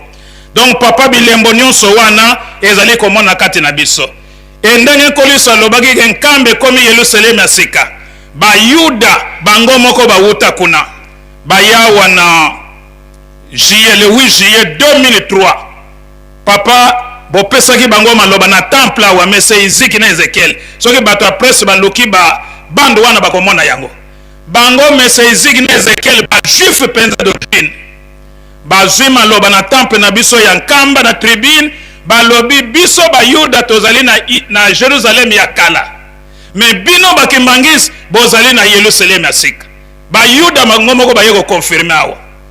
Donc papa bilembo nyonso ezalaki na Yerusalem ya kala yango eyepa na biso ba symbole ya souveraineté ndenge papa passer bauti kotanga tozo komona ndako ya bakonzi tozali komona résidence ya yo mokonzi tozali komona mai ya sima tozali komona tempelo po temple ezali ko représenter présence permanente ya Nzambe c'est-à-dire Nzambe aza na bino elongo libela na libela bamonaki temple yango ndenge papa passer balobi na 1956 auto benga temple etonga nano te po ebandaki na 76 mais déjà na 56 bamonaki yango likolo ezotambola babelge babeti yango masasi eke kote ya kote antimansi balandi kuna babeti ezongi kote ya nkamba bamouvement nyonso wana yango babengaka manœuvre de Kimaza c'est-à-dire emizalelaki oyo toye kokokisa kaka po tozwa mapamboli ndenge papa Diangenda alobaki ntango ekokeki po babanda kotonga temple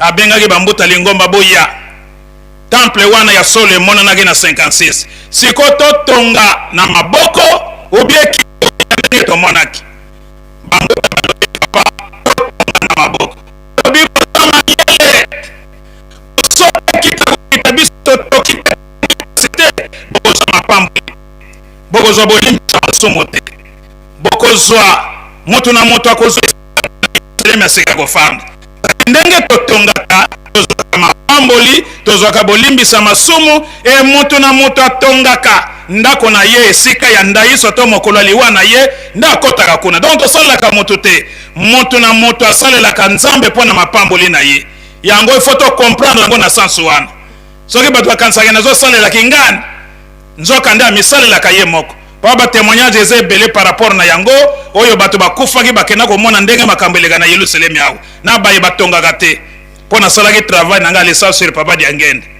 kuna na recherche nasalaki poko permettre ngai tata moko azo chance kokufa akufi pe azo lisusu chance akosekwa asekwi e makambo akenda kokuta kuna nda ya kobeta papa Diangenda na mokoto alobi papa nake komona kuna nzoka nde ezali ville monene ndenge wana kitoko lokola koleka kutu bakombe bawapi ake komona bato oyo basalaka awa bamosusu botoza na bakana ndenge eza na Kinshasa na baville na Gombe makampagne malweka wapi ake kuta tata moko na kwe kuna toki aza yo na fondation azotonga moto akosalisa aza te aye kotuna papa Diangenda papa tala makambo na moni bongo tata wana pona nene ndenge wana papa Diangenda alobi na ye baye tata wana omoni azalaki pe kimbangiste tango nga Diangenda naza kosenga bango misala to bantsinsani ye aza kopesa na ye taza kosala te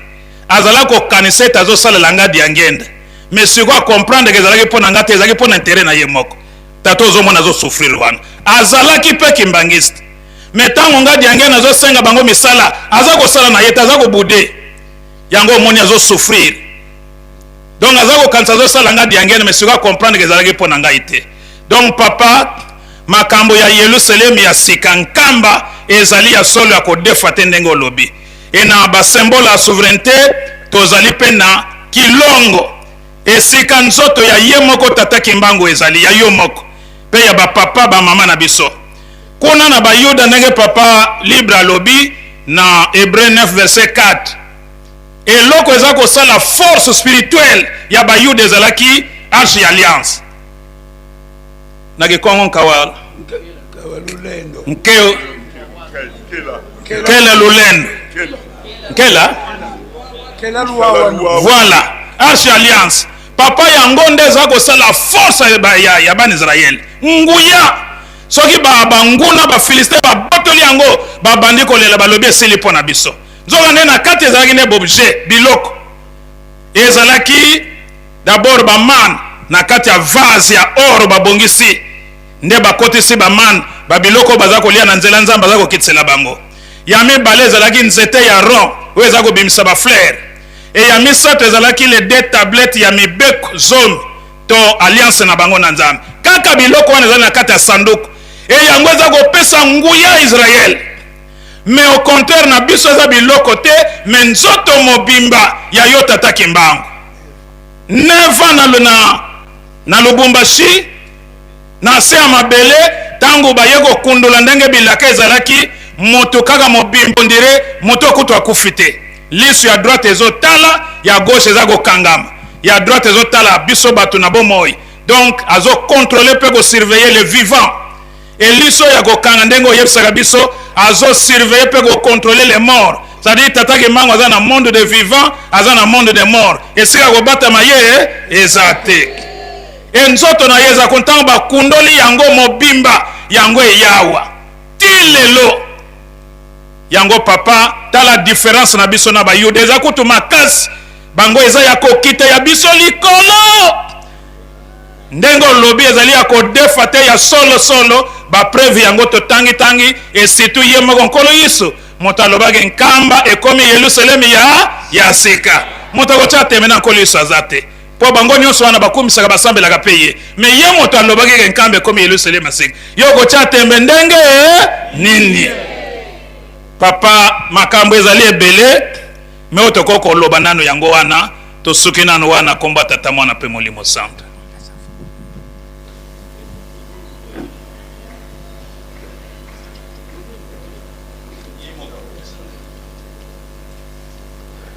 Tata mosusu aye wana ye wasani. Merci tata molimo santo papa Simon Kimbangu Kiangani Nzambe. Soki tolobaka ezali pona komilakisa te ezali nde ba témoignage oyo toyokaka epai na yo papa Simon Kimbangu Kiangani na nzoto papa Diangenda omemaka biso na 1978 pona causerie morale na Lutendele papa souci na yo ezalaki ete pona tempelo oyo esila olobi na biso boye bana na ngai faki soki naza koloba na bino pamba te force na ngai ya ngenda ezalaka nde epai na bino lelo yo namemi bino awa susi na ngai ezali ete tokokisa mayemaso oyo ezalaki na Yerusalemu ya kala ndenge bapapa na ngai basili koloba. Donc soki na telemi na ye komona mokolo wana susu ezaki na yo papa Simon Kimbangu Kiangani olobi ete mayemaso oyo ezalaki na Yerusalemu ya kala soki tokokisi yango wana Yerusalemu oyo nkolo Yesu le 5 avril 1921 alobaki ete nkamba ekomi Yerusalemu ya sika wana tokokisi makambo nyonso yango wana omoni nazobunda na bino pona tempelo oyo emonanaka na 1956 mais soki lelo efongwani awa na kati ya Yerusalemu wana tokomi deja tozokende pamba te toza na kindongo soki tempelo etelemi nzwemi ntino etelemi makambo maya nsima toza nango makambo nyonso oyo ekoka na Yerusalemu ya kala ekomi epai na biso automatiquement lero wana mwinda ya Yerusalemu epeli mpona kotalisa na mokili ete Yerusalemu ya sika esili komona na kati ya mokili wana papa ezaki na 1978 alors na 1981 ntango ndako nzambe efungwani papa alobaka nini alobi tata nzambe nkolo Yesu tata molimo santo ndako na bino yango oyo tosepelaka faki ntango ndako nzambe efungwanaka ntango tokiti na se tosepelaka koleka pamba te liloba ya papa Diangenda soki ndako nzambe efungwani bana na ngai esengo oyo kozala na ngai yango wana kozala na bino ntango ndako nzambe efungwanaki mais avant ndako nzambe efungwana 9 wana ezaki force de ténèbres la franc-maçonnerie bamazicien force nyonso ya mokili mobimba bajeune 9 bayela papa Diangenda bayi kosenga ye babi biso yo toyokanaka ndako ya nzambe yo efungwana te pesa biso mikolo soko pesi biso mikolo tokotika yo libre mais ceux qui ont décidé que le 6 avril 1981 wana tokolakisa yo force eza na biso. Papa Diangue na lobi lokola na décidé le 6 avril 1981 ndako ya Nzambe efungwa ekofungwana mpo nga nakomi na vitesse ya ndenge mosusu. Alors bajeune wana ntango ndako ya Nzambe efungwani bayebisi Papa Diangue lokolo foli ndako ya Nzambe tokokola tina lingomba tokokola banza lingomba tokokola tina kati ya ndako na yo tokopanza bana na yo komona yango mayo tozomona lelo oyo papa akamisa kasi na kati mpo na nini pamba te ntango eza mokuse me ntango wana bajene wana kimbakiso ye bandeko na ngai likambo tata Molimo Santu abimisi eza likambo monene, eza likambo monene. Biso toza na bato akodefa te, biso totingama libele pa na ye toyebi ete lobiko ya mokili mobimba ezali epa na ye. Eza boye te, moto akosama te, moto akosama te. Toza na nzela ya solo, pamba te Papa Diangue alobaka clair, alobi ete ntango natali ndenge shema ya tata Nzambe ezali, tata na ngai alandi kaka shema wana ya nkolo Yesu, yebaka toza na voie ya malamu. Donc bandeko na ngai ba jeune makambo eza ebele, mais nasukeli wana na komba tata mwana pe tata Molimo Santu. Amen.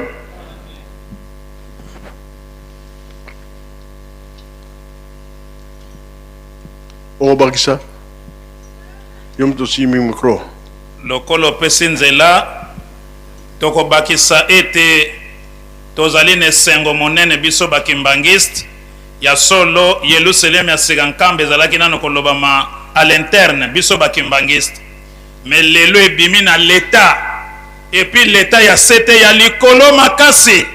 Mokonzi mboka son excellence Félix Antoine Tshisekedi Tshilombo aye ko confirmer ete nkamba ezui statut particulier spécial et komi Yerusalem ya sika. Siko soki mokonzi mboka zui mokana nani na sako ko kosola lisusu. Donc papa tina bayuda soki nkolo iso to lingomba nkolo iso efanda ezalaki l'état muto afandisaki yango, ezalaki empereur Constantin. Donc na penza na bokonzi na ya afandisi bokonzi nkolo iso yango moni lelo lingomba nkolo iso ekomi kokende malamu to na mokili muto afandisaki yango, l'état s'impozaki. Donc tata mokonzi mboka Félix azali na raison pe aza na mission oyo bino bopesi ye pona kokokisa bilaka po Nzambe asala kati na bato to kati na moto. Ache deja 3 bi ya minene na manda na ye pona tata Kimbambo ya liboso akomi 6 avril ekomi férié chômé payé ye wana zobongisa nzelo tata Kimbambo atambolaki na makolo na chaîne na kingo pe lelo akomi sinkambe komi na statut particulier ya Yerusalem ya sika. Lobi po yo kosenge na bilaka na bino akokokisa ngo po ete kimia pe bisengwe kota na Congo ndengo lobaka RDC nde kotambwisa Afrique pe kotambwisa mokili mobimba. C'est-à-dire tozo kene malema ndenge papa conseiller papa Mbenza zo loba ete bilaka ya batata nyonso ezali kokokisama ndenge papa libre alobi. Mais pape mokonzi ya ba catholique alobi Dieu est noir, Jésus-Christ africain. Il est né au nord de l'Angola. Mais pays ezali situé en Angola, likolo ya Angola ezali RDC. Donc a bomba ki mwa secret wana pona kolobete Nzamba za moto mwindo kolo yiso azali moto ya Afrika abotami na RDC. Pe a recommander biso bato mwindo to luka identité na biso. Mais identité to luka ngo na papa Simon Kimbangu, identité na biso bato mwindo nde yango wana. Obeti mabongo te?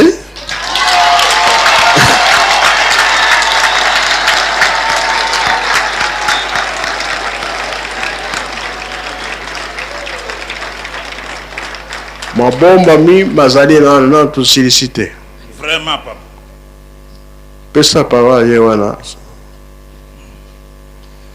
Na kombo ya tata ya mwana pe tata Molimo Santu. Tata Molimo Santu, merci ko pesa biso maloba. Biso toye kaka ko compléter oyo bambuta bauti koloba awa na tina ya Yerusalem pamba te makambo nyonso oyo bazoloba euti kaka epai na biso awa te depuis kuna epai ya bamindele mpe bayebi yango comme preuve carte ya RDC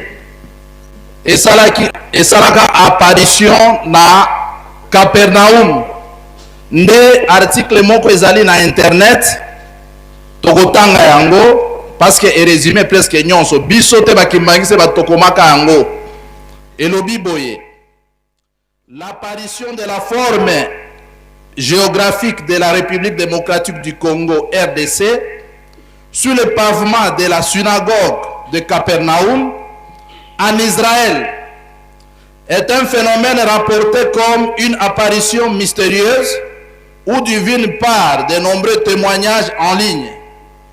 Voici les points clés de phénomène. 1. Lieu.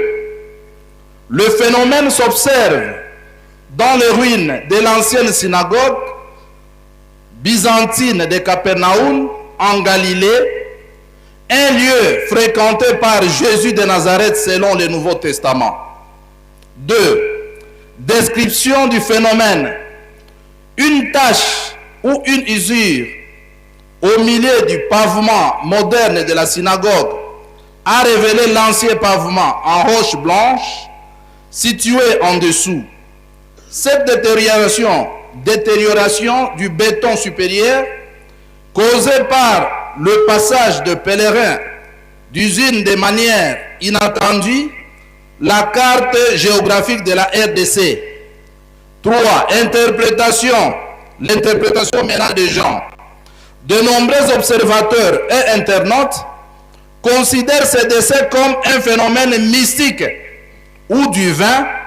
Certains allaient jusqu'à dire que la carte de la RDC existait dans le pavement bien avant la naissance de Jésus-Christ.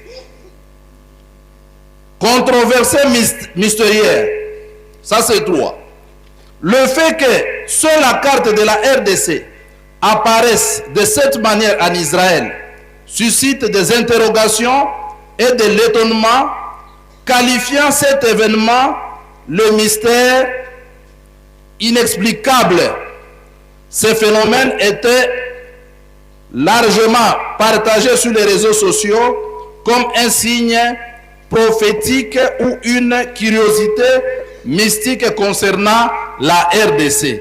Wanande article ezali na internet, donc mutu nyonso oyo azali awa soki akomi kaka na internet l'apparition de la carte de la RD Congo sur le pavement du temple de Capernaum, bakopesa bino ba explication. Soki olingi kosengi pe vidéo na yango na YouTube, on va vous donner des vidéos et tokomona we bokomona ndenge bato bazokende kosambela kolela kuna kolakisa ke ya solo o nyonso ezalaki kuna na Israël esi eya awa epai na biso te bato tosali yango, biso te bato tokende kodesine yango ndenge oyoki bango moko bazoloba ke ezali eloko existaka même avant que Jésus-Christ aya RDC ezalaki déjà kuna na pavement wana yango kaka muke nazalaki na yango nalingaki na bakisa na point wana, sinon na pesi nazongisi micro epai ya papa révérend papa Sylvestre.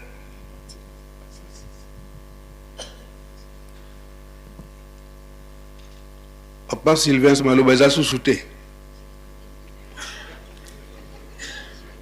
Orientation na bino papa. Bon, merci tolandi maso bokende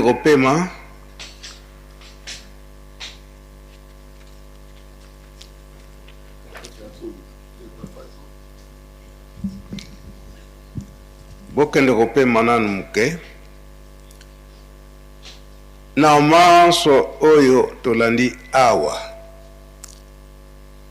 biso musala na biso ezali ete ndenge papa Simon Kimbangu Kyanga na lobeli yango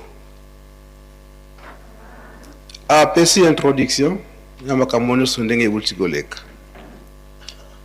Sika biso tokanisaki tozali kokota na fete ya mama Mwilu le 27 avril.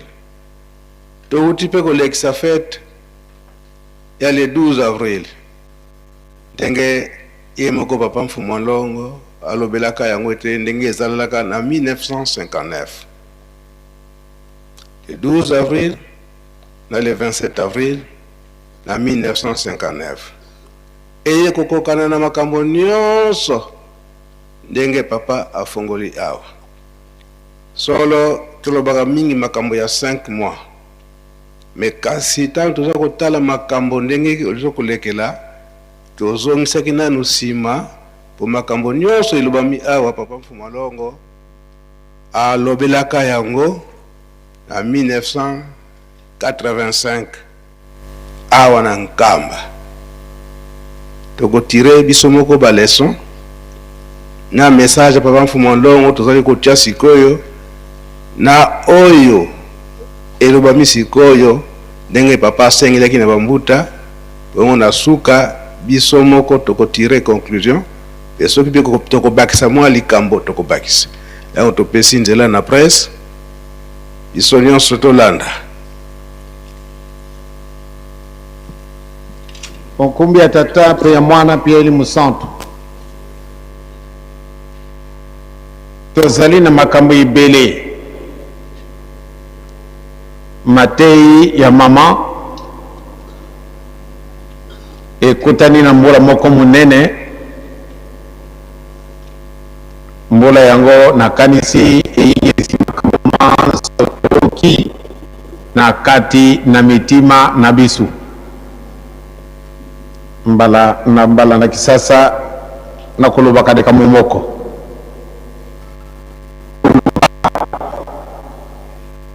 na kusala ezali makambo mibale na lubaki yango lobi mutu nyonso tu oyo abengami kimbangiste akoki kolanda bele makambo ya Simon Kimbangu bijalili na ye na kulubaka yango mpe mbala na mbala. Mutu nyonso oyo akoti na lingumba ya tata Simon Kimbangu ezali vocation kobengama ya Nzambe. Soko ozali mobengami na Nzambe te ou bien ozali na likambo mususu oyo yobengi yo na kati na lingumba. Mutu nyonso tu abengami kimbangiste ezali vocation. Nazali kosala makambo oyo nazali kumonana na mutu te kubusana te. Nkumbu ezali na yo kimbangiste. Manso na yo ozali kubongisa même soko bumbani na kati na si na libanga okoti na libanga ou bien oingine na kati na liki ya susu ozali kumwana na kaka sanga buba makiakete eloko ya muke arenye eloko ya muke kasi akoka na nzila mususu te oyo abongisaki yango nakakokendela biso banso bandimi meme mundimi te tozali basanga buba ekoki nde tolanda nzela moko pamba te tosalami na image ya Nzambe. Tozali bana na Nzambe. Tozali bana ya Nzambe. Soko toyibi nde tozali bana Nzambe tosala ndenge Nzambe alingi. Tosala ndenge biso tolingi te. tosala ndenge ye moko nzambe alingi ezalaka na biso kosepela mingi soko mutu asali musala na ye sema na musala ubietango azali kosala mpona musala ye kitoko na bakompani balatisi ye medaille balatisi ye medaille epesi ye kilo leta akopesaka medaille wana na ntango ya baflama soko olati medaille wana esika nyonso tu okokota bamoni yo kaka babangi biso bandimi ekokaki ete oyo abengami mundimi elembo munene ekopulasa biso bijalili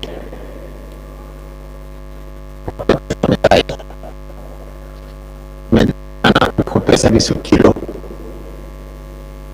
medai makiakete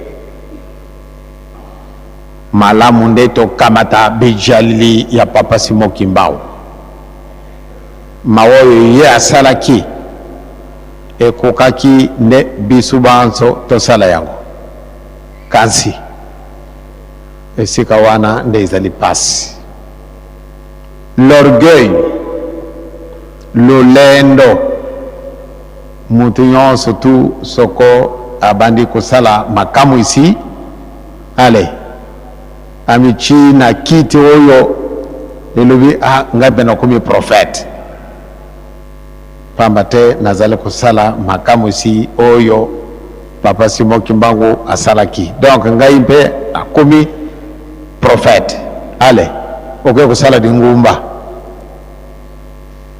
likambo wana nde ezali na yo na ngai mpasi l'orgueil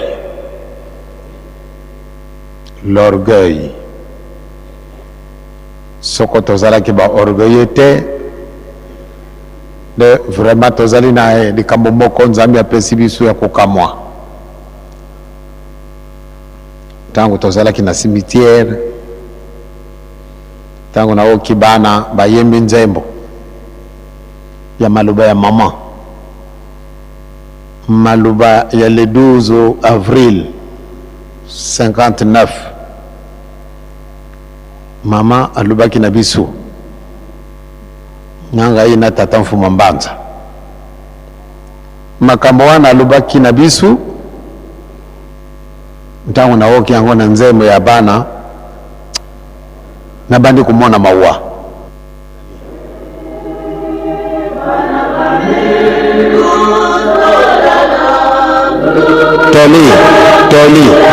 toli ya mama alingi kukufa le 12 avril 1959 maloba na mama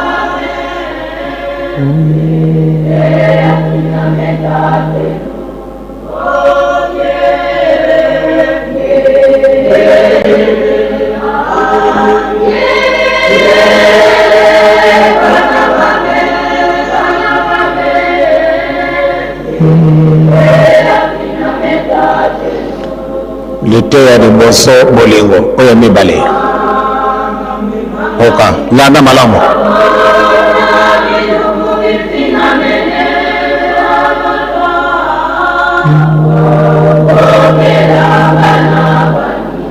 le 12 avril 59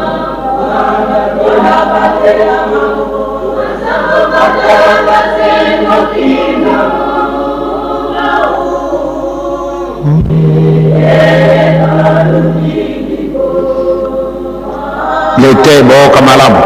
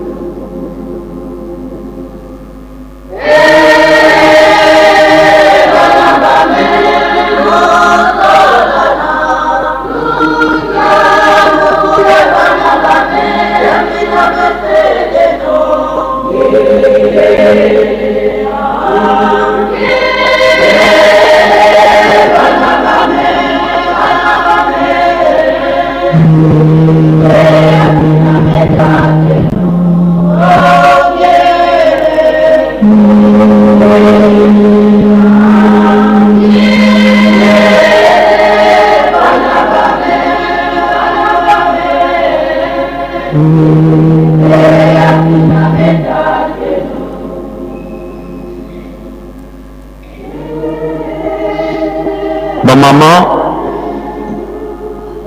nakoloba na bino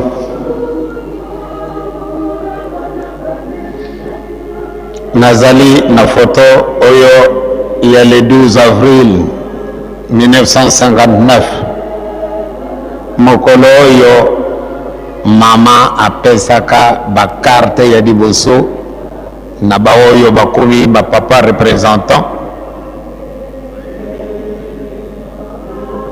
Mama alobi ete nga nakei kasi liloba na biso mama okei biso otiki biso na nani. Mama réponse apesi yango oyo nzembo na bana solo nzambe alingi biso.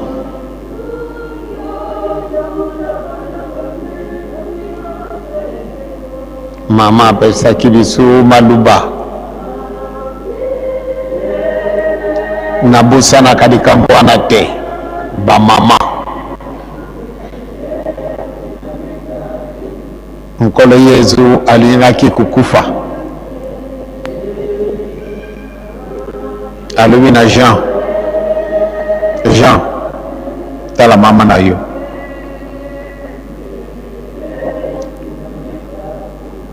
Mama tala mwana na yo. Delo ya mama mwilo foto oyo esika nyonso nakokendaka na memi foto oyo.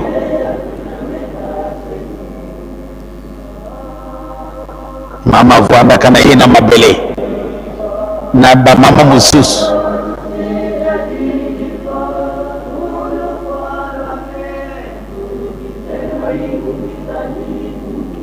Okenano bamama esika wana vraiment itali bino.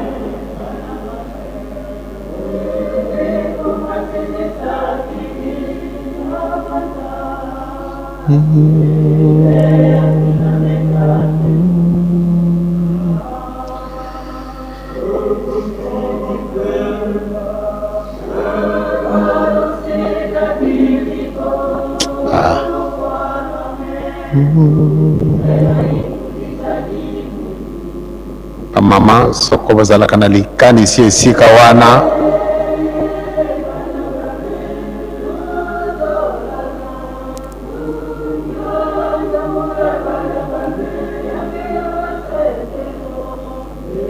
mpasi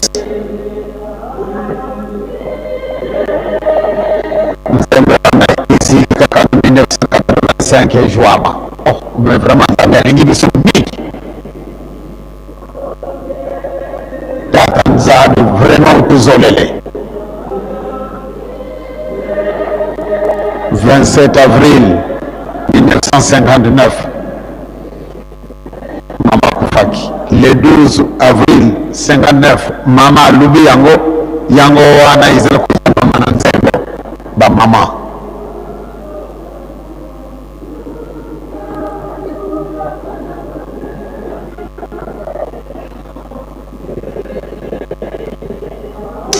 Ah là là.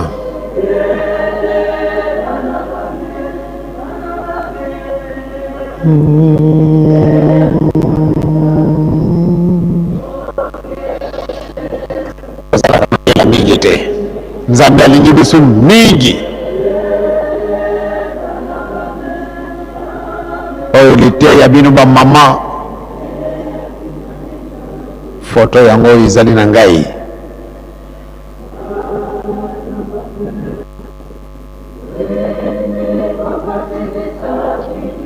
Oka nana oka bamama na ngai antuka ezali nyongo na bino litei na ye.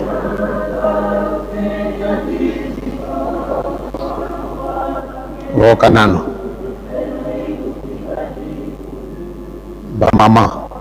bamama papa pe botongisi boleki pamba te tokoyibaka ntina na likambo te.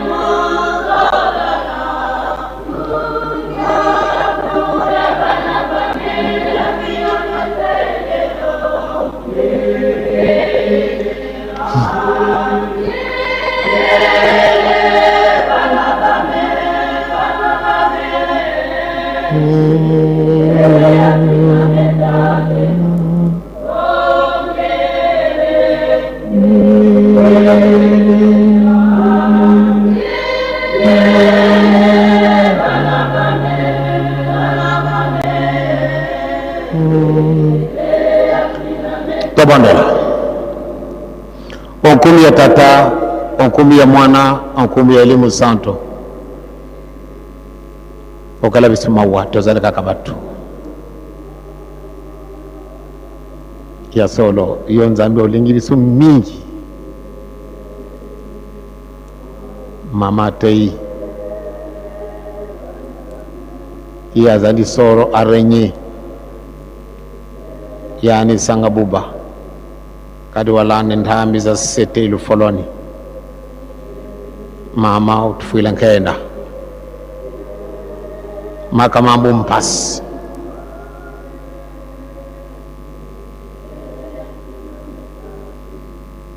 Kanidi tuzabanga dibundu ditwenena nkia dibundu kweye kututa kuenda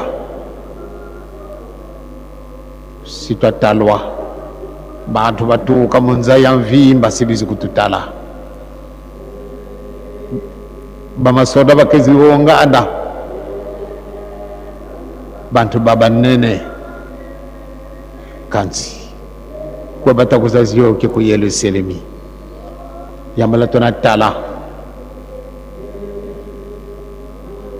admiration ya bingi ya yingi kibeni mutale salu kempila itu tasala bukata batadi di bifofola bya bantu yamuda toto ina toto ndokona ni mama ndala kwa tutwa kala nani ayiba kabisu tukuli bwana libwa bango bayingira ki muntu mwindo azanga ki bakenda ki kulokota bisu pamba te batu minene babengami bayaki na bangote mokonjima wayi salaka ye bokenda na balabala bokenda na bawenze bokenda na bakwenya balabala bokenda kwa kamata babola ya solo bakenda ke kulokota bisu me bapesi bisu elaka soko bakumi wana bosukula bango retraite salami ndako itungami muntu mwindo azali wapi okela bisu mawa okela bisu mawa solo olingi bisu mingi malgré bisu tolingi yote kasi bolingo na yo ezali débordé salisa bisu papa na mama bino ba intermédiaire na bisu potika makolo na bisu mame mabisu na nzela mabete tolengi nde tosala ye solo ezala na bisu mpate tukokisa mikano na yo na nkumu na tata mwana pia elimu santu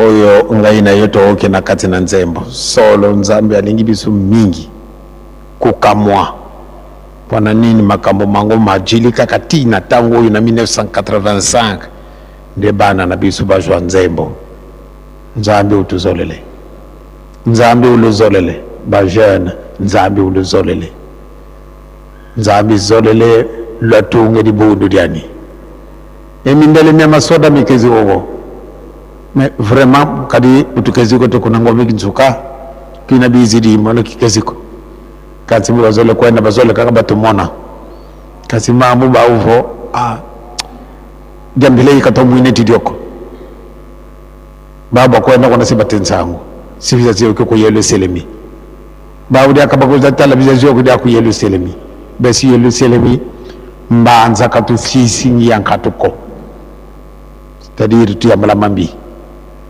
mbanza katu sisi yankatuko kadi lumbu kimo sisi lo mona kadi mindele mine makazi zono kasi papa kuka kuizanga mona be yani muntu nene e kuko mpela yi même pas be tutu bi fofola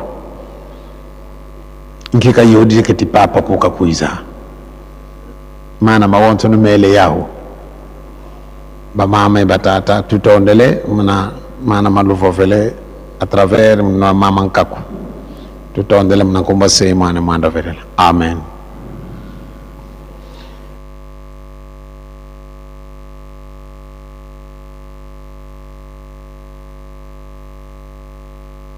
Nkamba oye tolandi te tolandi malamwa nasuka papa bayambaki banani basoda balaki ba colonel français oyo abande koya na mbanzango mutuna batuni mutuna nini upona nini batunaki mutuna ndengona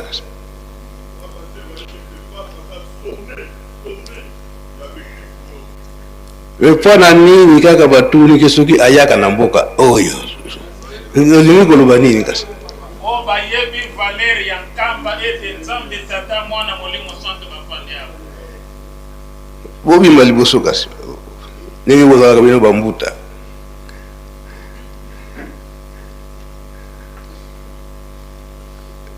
yo papa Christian journaliste pe leka pikona peut-être ozana likambo yo ko banda nanu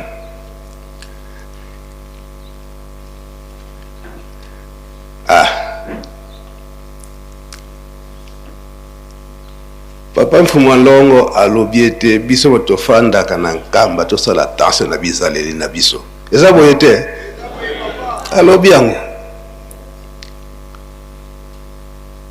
donc mibeko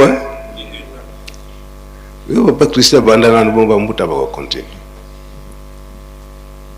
Merci papa na kombo tata mwana pe tata molimo santu topesa na mwa muke detail ya nzembo parce que yemba mina ki Congo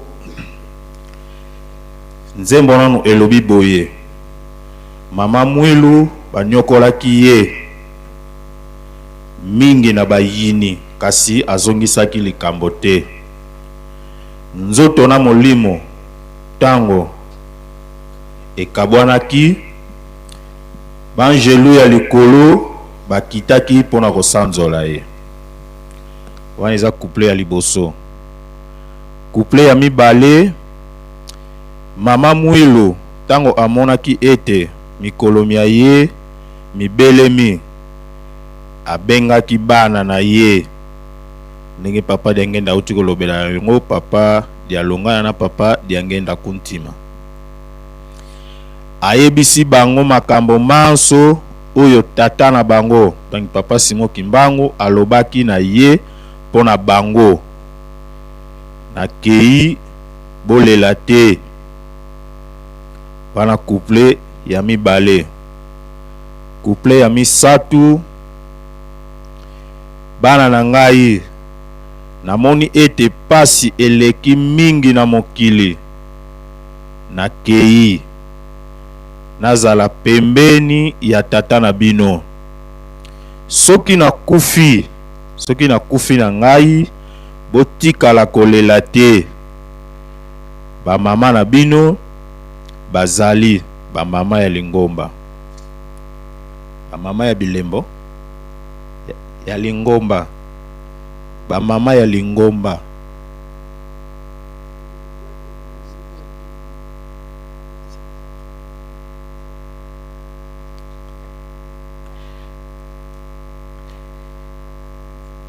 Refrain ezaka moko de balobi bien ba mama ya Lingomba.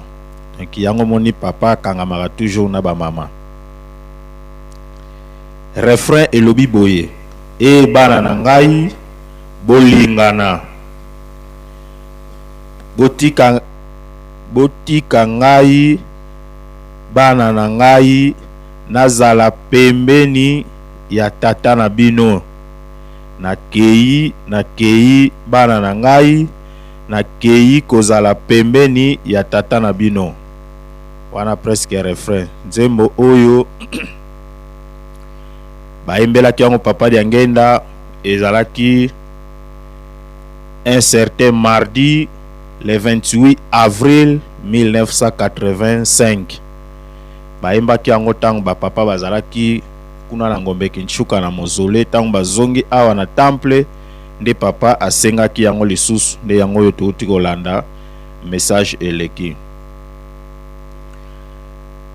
Mais tango papa lobi atuni biso pona problème message nini oyo papa dia ngenda yembelaka nzembo ya mama Mwilo. Tango tokeke kundola yango ndenge papa Fumambanza oti kolobela yango na ba archive, toti komona nzembo oyo ya 1985. Koma papa yeko rappeler biso yango na 2026 oyo ekokisi exactement 41 ans. Or papa dia ngenda po basala remise et reprise na mama Mwilo, papa dia ngenda pa azaki na 41 ans. Toyebi te soki eza hasard. Papa dia ngenda na 1959 oyo basalaka remise et reprise na mama Mwilo, tito ya kokoma na 85 oyo nzembo oyo ezwamaka, wana akokisi 26 ans na reine na ye ya kotambwisa Lingomba. Nzoka lelo oyo na 2026 oyo papa Simon Kimbangu Kiangani aza na 25 ans ya reine na ye banda afanda ye na kiti na ye ya bokonzi. Donc a réduire biso retard déjà ya une année. Na kati wana ndenge tolobaki dernièrement awa papa Simon Kimbangu Kiangani tango na thèse ya papa Zako, tango batunaka ye motuna moko, est-ce que makambo ozoloba soki lelo grand-père na yo azongi, est-ce que okokoka, est-ce que akosepela na makambo oyo? Réponse à papa Zako ezaki mokuse. Heureusement que mon grand-père est là. Donc alakisi biso ke koko na bango ye wana nde azawa. Papa Simon Kimbangu Kiangani mikole uti koleka azongisi mingi likambo ya 30 ans ya bakombo ya bapapa 10 30 ans. Lelo oyo 2026 tozo fêter 105 ans. Nzoka nde ye moko na 30 ans na ye wana salaki na prison. Na bambula na ye ya lelo akokisi pe exactement 105 ans. Donc 6 avril ango oya 105 ans. Parfois biso tozwaki yango ya ndoto, me ye wana penza afandi wana ndenge toloba yango ke papa Simon Kimbangu Kiangani yende papa Simon Kimbangu ya 1921. Donc eza hasard te. Donc na 30 ans na ye ya prison na âge na ye ya lelo, donc epesi biso exactement 105 ans. Nde azo kundola makambo na ye nyonso yango ya lobi ke ye ayende kokokisa. Donc nzembo oyo inspiraki biso makambo ebele, me makambo susu tokoloba yango lelo te, mukoloba papa bakopesela yango nzela nde tokokende na profondeur ya nzembo oyo, surtout ya message oyo papa dia ngenda pesaki ya maloba oyo mama Mwilo atikala ye koyebisa bango ezala entre ye papa dia ngenda na papa dia Lungana likambo nini ya mutuya oyo ekangamaki wana tokoloba ngo mukolo mosusu ki papa bapeseli yango nzela na kombo ya tata mwana pe tata Molimo Santo. Merci tata journaliste. Pesa Bambuta.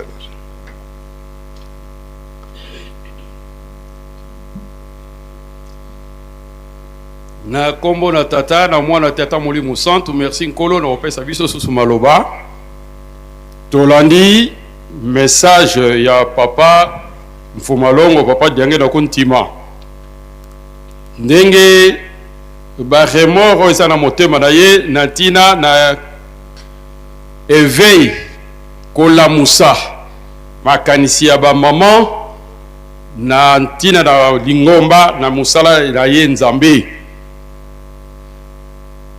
to bwaki bakanisi muke na kati na mukanda na nzambe. Genèse chapitre 2 verset 18. La Genèse chapitre 2 verset 18, nzambe alobi boyi ezali malamu te moto azala ye moko ebongi to salala ye mosungi to soutien to assistant mosala oyo ya mosungi yango penza mama mwilo asalaki akokisaki penza liloba oyo nzambe alobaki ete to salela ye mosungi mama mwilu akokisaki liloba wana malamu liloba ngo ekokisamaki mokolo nini na ndenge nini mokolo oyo na butu ya le 5 le 6 ne tozali koloba mama mwilu azali koasiste na conversation aza koyoka mongongo ndenge papa Simon Kimbangu azali kosolona nkolo Yesu mama mwilu atuni na sima conversa masolo na bango menani wana zo solo na ye mama mwilu papa Simon Kimbangu alobi na mama mwilu naza kosolona nkolo Yesu to yoka kana bateka biso za na lola ye wana alingi nini epai na yo abi alingi ete apesaka musala tango ekoki na sala yango mama mwilu alobi ndima na kopesa ye maboko na kopesa yo maboko accomplissement ya liloba oyo nzambe alobaki ete to mutu akokozala ye moko te to sala ye mosungi nde liloba wana ekokisami na ntongo papa Simon Kimbangu apesi programme lokola azalaki catéchiste awa na nkamba moya kotisa losambo ezalaki te alobi na mama mwilu yo okobeta ngonga okotisa losambo ngai nakokende kolanda misala mosusu donc akendeki na nzela ya nsona nzoka nde ezalaki nzela ya ebandeli ya mosala oyo nkolo bayokanaki na ye lali nalobela mwasi nyonso esengeli ndenge papa aza kosista bamama esengeli bamama toyeba ete rôle primordial ya maman awa na mokili oyo ntina mama akelamaki po tazala mosungi rôle wana eyebanaka malamu te azala mosungi ya tata azala mosungi da jouer rôle na ye ya mosungi akopesa maboko koasiste soki rôle wana eyebanaka malamu badésordre nyonso eza na kati na mokili nde ezali te preuve nango yango tomoni na mama mwilu ayebaki rôle na ye ya mosungi tina ye akelamaki asalelaki yango malamu na ntina wana bondeli oyo papa Simon Kimbangu azalaki kokotisa mama mwilu mutu akotisaki yango ngonga oyo papa Simon Kimbangu azalaki kobeta mama mwilu mutu abetaki yango donc abandaki deja kojouer rôle na ye ya mosungi yango na ntango papa Simon Kimbangu akangamaki azalaki na souci te parce que ayebaki ete mosungi oyo akostika kosala mosala azali atikelaki lingomba na clandestinité atikeli ye bana orgo ba responsabilité no subi balona ezalaki ya papa Simon Kimbangu mais mama mwilu nde atikelaki na yango pe asalaki yango toye komona ete ntoma Paul aye koloba ete mwasi fo azala soumise Ephésiens chapitre 5 verset 22 à 23 soumission ezali malamu mais déjà tango ozali mutu azali ko jouer rôle na ya mosungi donc akozala soumise parce que azo jouer déjà rôle azo yeba rôle na ye musala na ye ya mosungi donc akoki kosala yango matata te, akosala yango mobulu te, akosala yango malamu, akosala oyo nyonso bakosenga ye. Dantina wana ndenge na lobi papa Simon Ngomba atikelaki lingomba, atikele ye responsabilité ya bana. Maman Mwilu a joué qui musala na très très bien. Ce qui est kaka problème ya soumission o ndenge to landa kango to te kango mingi mingi o yeba na mingi de la femme doit être soumise. Mais tant papa Simon qui m'a kangamaki a ke boloko pendant 30 ans, aye ko kofa pendant 9 ans, ma contrat wana maman Mwilu a ko rompre yango parce que liwande kabulaka ba relation nyos, ba contrat nyos. Mais malgré ba dérangement et malgré mubundusi abatu, maman Mwilu atikalaki na orthodoxie ya likambo ba yokanaki na papa Simon Kimbangu. Azako yebisa batu ke donc ngai Simon Yazali akozonga atikelaki nga responsabilité ya bana, atikelaka responsabilité ngomba be salamaki bongo. Yangwana batata ba papa toza ko insister doyoki ndenge papa zo ko insister ba maman ezali aza a éveiller moral na biso na niveau nyonso biso tokozala na ba isika nyonso tokozala mama fo yeba liboso rôle na yo soko yebi rôle na yo okosala musala na malamu yango ba lobaki te éduquer une femme c'est éduquer toute une nation.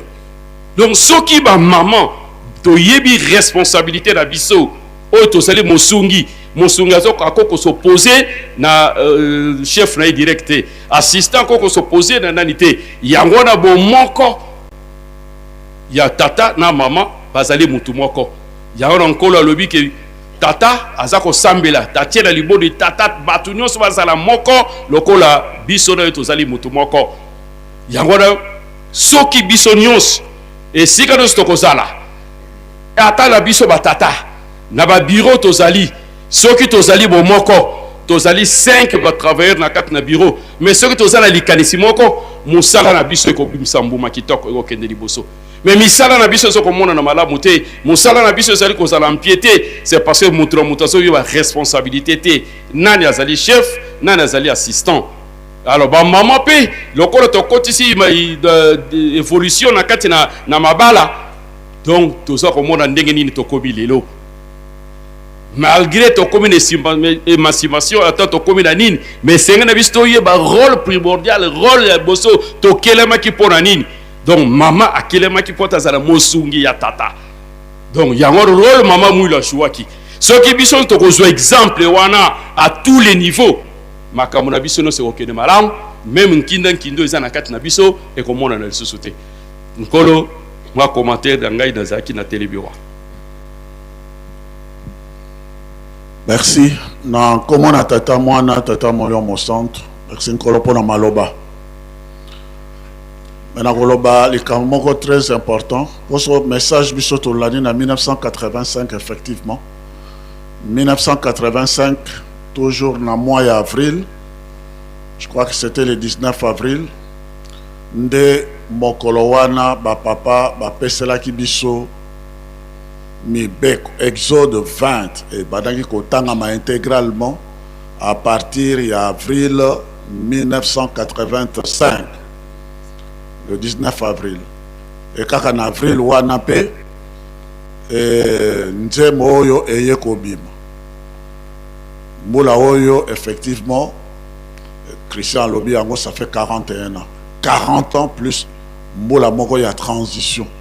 105 ans oyo tozali koyoka ezali événement moko monene mulo yo mobimba 105 ans ezali très important très important ezali mula moko ya responsabilité faut zonga ba responsabilité na biso oyo nzambe atiaki biso na kati na mokili tata et maman ndenge ndeko awuti koloba rôle la musubi tata na maman nous devons être des responsables et puis il faut tozala mpe na maturité to kola na kati na molimo ta kosa biso lisusu te et puis de 3 il faut tozala na kati na bosambo donc 41 ans mibeko bolingo misala ekangisamaki depuis 1985 wana bolingo yango biso toyoki yango na nzembo ndenge papa a insisté et kangamaki ezala bolingo ezala mibeko ezala pe misala o bato bazali ko admirer ko pesa biso lokumu biloko papa makasi bazali ko sala misala ya ko kamwa et kangisamaki 40 ans plus 1 an il y a transition yango tokomi na 41 ans 105 ans tokobakisa exemple kaka moko avant to chuter na likamoko très important pe papa Surbens alobi likamu identité tokamati kaka exemple na makambo ya mama Mwilu exemple ya mama Esther. Mama Esther azalaki na responsabilité moko monene. Yangwana mama, yangwana tata Kimbangiste. Papa lobaka Kimbangiste nyonso to azali ambassadeur. Mama Esther a combattu dans une situation banana Israël. Population wana nyonso to bazalaki kuna na epa ya Soraxis na Soraxis na kati na boum. Mais Mama Esther abondela ki peuple na ye. Donc Mardoché a rappelé kozala nanda ko yo zali na situation yo zali na yango. C'est peut-être en ce temps ici nzamba pona ki yo pozala na esika wana. Donc biso ba Kimbangiste et particulièrement ba maman to côté il faut to yeba ngana komi Kimbangiste papa lobi par vocation. Mais moto par vocation, ce qu'on a atiaka moto par vocation, c'est-à-dire vous avez une mission. Il faut y avoir mon salani nzambe atinga nesika songolo o esengelinga na jouer rôle nesika wana po na longi sakaka ngaite mais libota mobimba na longi sabango. Moi et ma maison nous servirons l'Éternel ndenge et lobaki Josué. Donc il faut nous le photos à la responsable. Il faut y que makamunga na zako sal. Responsabilité pour Nangai, responsabilité pour Nalibot, responsabilité aussi pour toute la nation. Ndenge to lobby makamo, il y a ville sainte, il y a Jérusalem nasik. Il faut zala responsable. Moto akosa yo le sous-sauté. Maman Esther, finalement pour na kokata mukuse, quand on Mardoché a rappelé maintenant a dû responsabilité dans le but. Oh, et c'est vrai, ngana za moyo d'ape. Mais ngana commis reine. Mais pour la ngana commis reine, c'est que j'ai un rôle à jouer. Yangwana a dû courage à lobby. Bon, loba na bande ko nyo surtout ba Yuda. Ba kota mabondeli ndenge papa uti koloba retraite. Pendant 3 jours ko liate ko melate ba sambela pona ngai. Ngai mpe pendant 3 jours, dans 3 jours, je vais me présenter devant le roi. Et c'est ça le rôle que Maman Kimbangiste en général, mais c'est que ndenge wana, to kamate exemple kaka wana kaka Esther. Ndenge wana pe Maman Mwilu azalaki.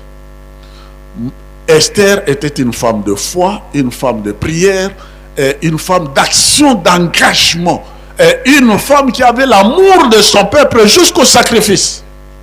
Ndenge wana pe Maman Mwilu. Maman Mwilu azalaki mama oyo azalaki na confiance totale na papa Kimbangu. Na nzambe na ye.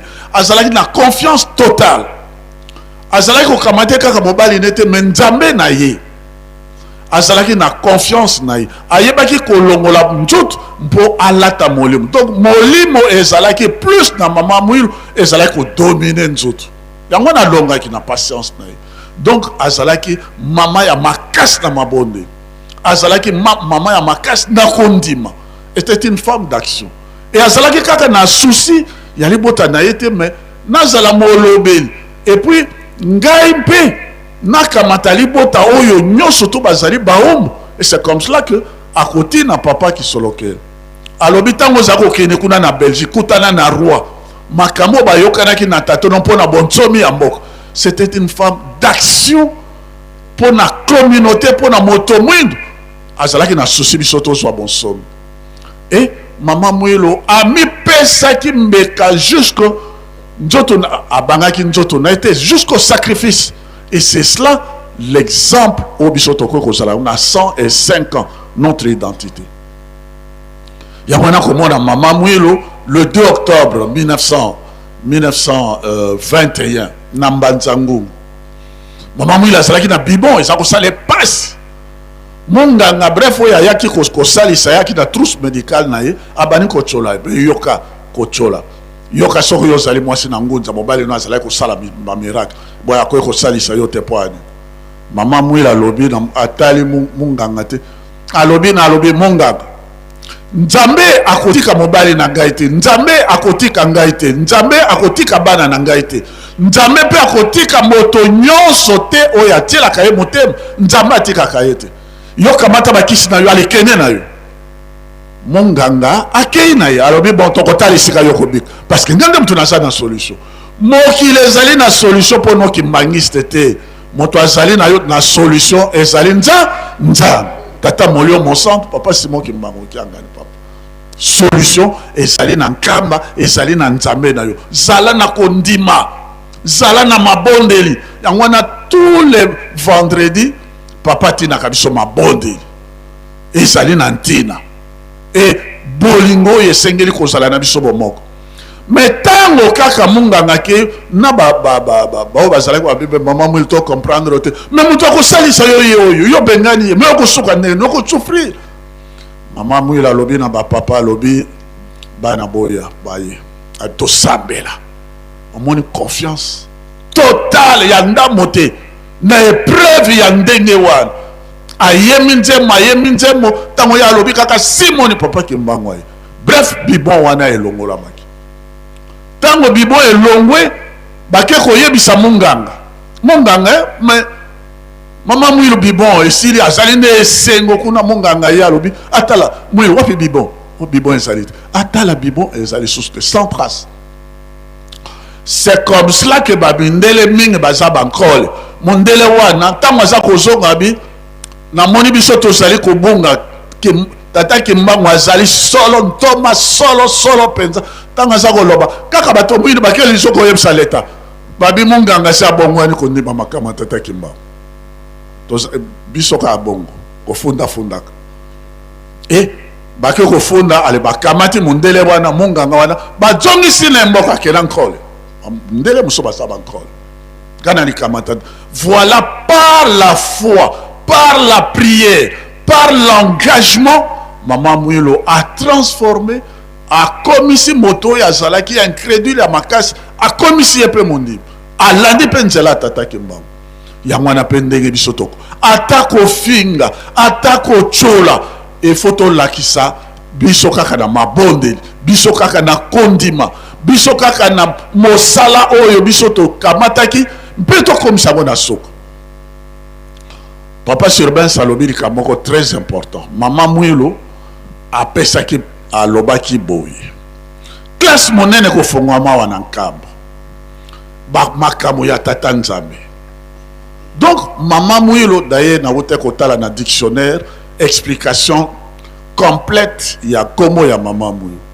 Moto moko ya kimia ya boboto soko komi sika na ye eza na dictionnaire na Google d'ailleurs. Soko tangi ya aza mutu moko ya kimia, mutu moko ya fraîcheur, et sika soko komi sika nefo zala na kimia, mais aussi azali na sagesse, azala na ba réflexion profonde. Et c'est cela l'explication qu'on donne de Maman Mouilo na Google. Maman Mouilo alobi classe ekotongo. Azali visionnaire monene ndenge ya lobaki classe ekotongo. Kaka école biblique était. Mais Maman Mouilo voyait au-delà de l'école biblique. Pourquoi? Parce que Mindele tango biso tozu indépendance, Mondele azalaki na position moko mabe. Bien sûr, basalaki l'ovanium.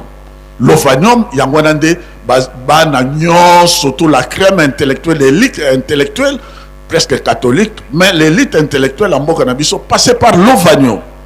Mais tango indépendance est commis, bana nyon surtout bake ko sala ba doctorat bake na poto 80% ya boye bakoti kuna bakoti na ba science occulte. Tango bakoti na ba science occulte et amono zo mona mboka na biso Afrique, mosusu komona ayekoli asali classe mingi, c'est vrai. Mais Roger Christian franc-maçon Maïkari etc. yangwana moni blocage yangwana papa jangena zakoloba tozali vide à cause de ça.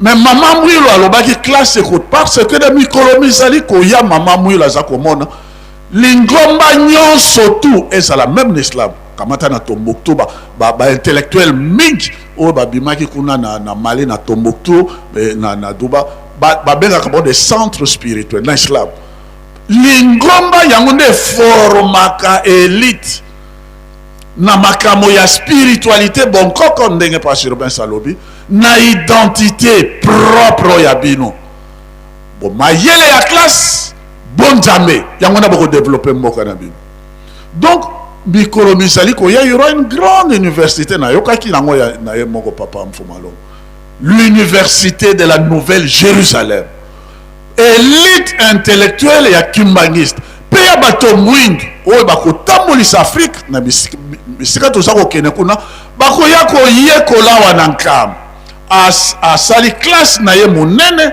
mais ayekoli bonkoko identité ya tata Kimbangu spiritualité ya tata Kimbangu yango wana nde kokomisa biso tokabwani na mundele na boto pe na moyo tokabwani mboka mokili na biso ekozala na développement ya makasi mama Mwilu visionnaire aza komona musika mpona koprotéger likamo oyo biso tozwi lelo c'est vrai mokonzi ya mboka azwi mais bazalaki kobenga biso mingi soko moto awuti na nkamba baza kobenga nini mbokatier villageois mais est-ce que lelo nkamba ekomi ville bakobenga yo lisusu villageois est-ce que bakobenga yo mbokatier mbokatier te okomi citadin okomi moto awuti na ville owuti ville ya nkamba okei mpe na ville ya Kinshasa oza na ville okei mpe na ville ya Paris bakobenga lisusu teke moto awuti na mbokatier non tokomi na ville mais ville oyo biso tozali nango ezali ville sainte mboka mosantu mboka na Nzambe oyo spiritualité ezali kati na biso nulle part ailleurs yango wana nde mokili mwa sika ekotongama na sekisi wana na komona tata mwana tata molio mosa papa libre. Merci papa pour vos pesangali sous maloba. Na kombo ya tata mwana pe tata molimo santo. Ndenge na loba ki liboso nga nazali témoin. Na 1956 avant de kufungula ndako nzambe ya Kinshasa bibubu. Tata Nsomi David tata na ngai amemaki ngawa. Mama Mwilu asimba nga chakinga na makolo. Apesa kinga pigeon. Alobi na papa dia lungana juila mwana oyo umbongile yembe donc ni siko kana komo comprendre bien makambango acheboye azuye apesinga mama alobi kende ko boko na ye biso to zakoza na Louvois numéro 267 na quartier Saint-Jean oyo komilingwala mais na tango wana bo mwana tango na komaki na liaki pijango mais ma pambo ne kotaki na nsoto kimbangiso ye papa simoki mbangi anga nzambe molimo santo olobaki na ngana mema ba document nyonso nazana mukanda awa papa dia lunga na komaki na kopesa bino yango liwa ya mama Mwilu makambu nyonso oyo elobami awa ya mama Mwilu na kanisi ba document na pesa ke binango ezalaki na saga message leki tro muke ezoko kalisuite metoko zongela ngo lisusu yango wana nazoke ni mulaite papa na pesa ki témoignage pona yo d'abord mama Mwilu le 22 septembre 1956 ayaki na Congo Brazzaville na tata Nsomi David na papa dia lungana na 54 na papa ki solokele na 55 papa biloko ezali olobaki na ngana ya nango to esika bakutananaki tata Simoki Mbangu na kolo Yesu esika oyo kingo kuwa ezali nzete oyo nalobaki ezalaki kuna yango oyo papa biloko ezali nalobaka wake papa Simoki Mbangu kiangani le 7 janvier 2000 papa dia lungana apesaki autorisation bapesa yo honneur nyonso ngana zalaki papa ba photo yango. Donc makambo nyonso ezo loba makawa na tango tozalaki na kunzulu na 1987 papa Diangenda alobi na nga boye bible oyo totangaka ezali na ba photo te pona komona photo ya Jean ya Pierre eza pasi mais bible oyo biso tokokoma ekozala na ba photo na mikanda nyonso tango na ye na ndako bo inspiré ngai na komaka mukanda ya tata Simo Kimbangu ya mama Mwil ya mama Kinzembo ya papa Simo Kisolokele ya papa de Lungana ya papa Diangenda na ya yomoko papa na silité titre nango ezali le 3e et le dernier testament du Saint-Esprit papa Simon Kimbangu ezana ngai ya na ordinateur 900 et quelques pages papa mais moya kubimisango ezate tout ezana kati nyonso tu ezo loba makawa tata Nsomi nde mutu abombaki biloko wana parce que tata Nsomi azalaki parmi le premier collaborateur ya papa Diangenda. Papa Diangenda komaki na le 19 mai 1947 na Léopoldville ngana botami le 6 juin 1947. Donc papa oyebi mission nino pesaki nga tango tokendeki na tadi obimisaki mwa secret moko papa ezana ngo pe secrété toke toleki mboka ya molongani ya papa Nsonganzila yo lobi papa libre lokolo ezo salanga pasi nga me papa tozo tamulaka malembe lokolo ezo salo pasi ndengi nini yo lobi tika nkuba na zwaka na 1921 na Mbanza Ngungu yango mteza kosala nga boye pa Kimbangiso ye yo afandi awa wana kutambula kina makolo banda nkamba ti na tadi papa wana nampanga ngena lobi me ndenge nini ya botami na 51 bongo adwi nkuba na 1921 lero wana zalaki bu mwana ni sika sikoyo vraiment na yebi après papa Zako abandi koloba na biso ndenge bazalaki beta bale kuna na ndenge bazalaki yango wana bandeko na biso bakimbangisi toza koloba yango c'est pas pour vous flatter tolobi na bino ya solo Yerusalemi yango yo Nzambe na mwana na ye bango wana bafandi wana ngana senga kiye tango na senga kapesa Kimbangiso ye donc mikanda nyonso nazalaki na l'hôpital alobi nanga bima na l'hôpital noki yaka pourtant na 1978 na voyage ne ya liboso na Brazzaville alobi nanga papa libre yo kosala na ngai nga siroso yo zala ba compagnie yo ngana kosala na yo bolimbisa ngai tango nazalaki momeli oui na tubeli na miso ya bino nyonso na melaka sute maintenant na tambusi ye Brazzaville mobimba na voiture nanga alobi nanga vraiment na lobi na yo okosala na ngai mais 47 ans après nazalaki na hôpital alobi na papa nani président ya nani oyo Armel papa Armel loba na papa libre lelo oyo fo akoma na Brazza na nkamba ngana lobi ke naza na hôpital bolikambo te mais lobi samedi avant midi fo akoma amema biloko nyonso donc avant midi tokomaki awa atininga oyo tosololaki na mozolo wana ya ngai na papa Nsonganzila yango wana batata na bamama eza susu ya kobombama te tata Nzambe ye oyo nkolo Yesu ye wana na silisi bongo na kombo ya tata mwana pe tata Molimo Santo.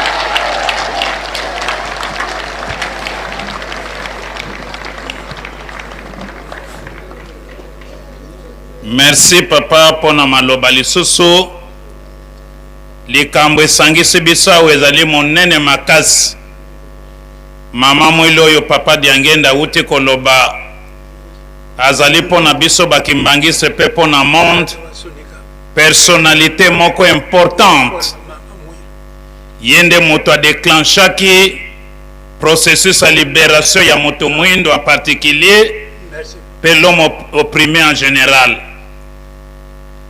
Ndenge tozali koloba tango baza kosola nkolo Yesu papa Kimbangu na nkolo Yesu lokola camarade na camarade e mama mwilo azoyoka nde atunaki ibosololaka penza na nani ona nkolo Yesu alingi nini aza kopesa nga mosala kobikisa loposo lindo en particulier pe mokili mobimba général menga nalingi mosala yango te mama mwilo alobi ndima na kopesa yo maboko mwasi ya mayelo bauti kotangela biso soki mama mwilo azalaka mwasi ya mabe ete apesaka papa Simon Kimbangu masengenya ndenge papa atunaki biso mokolo wana temple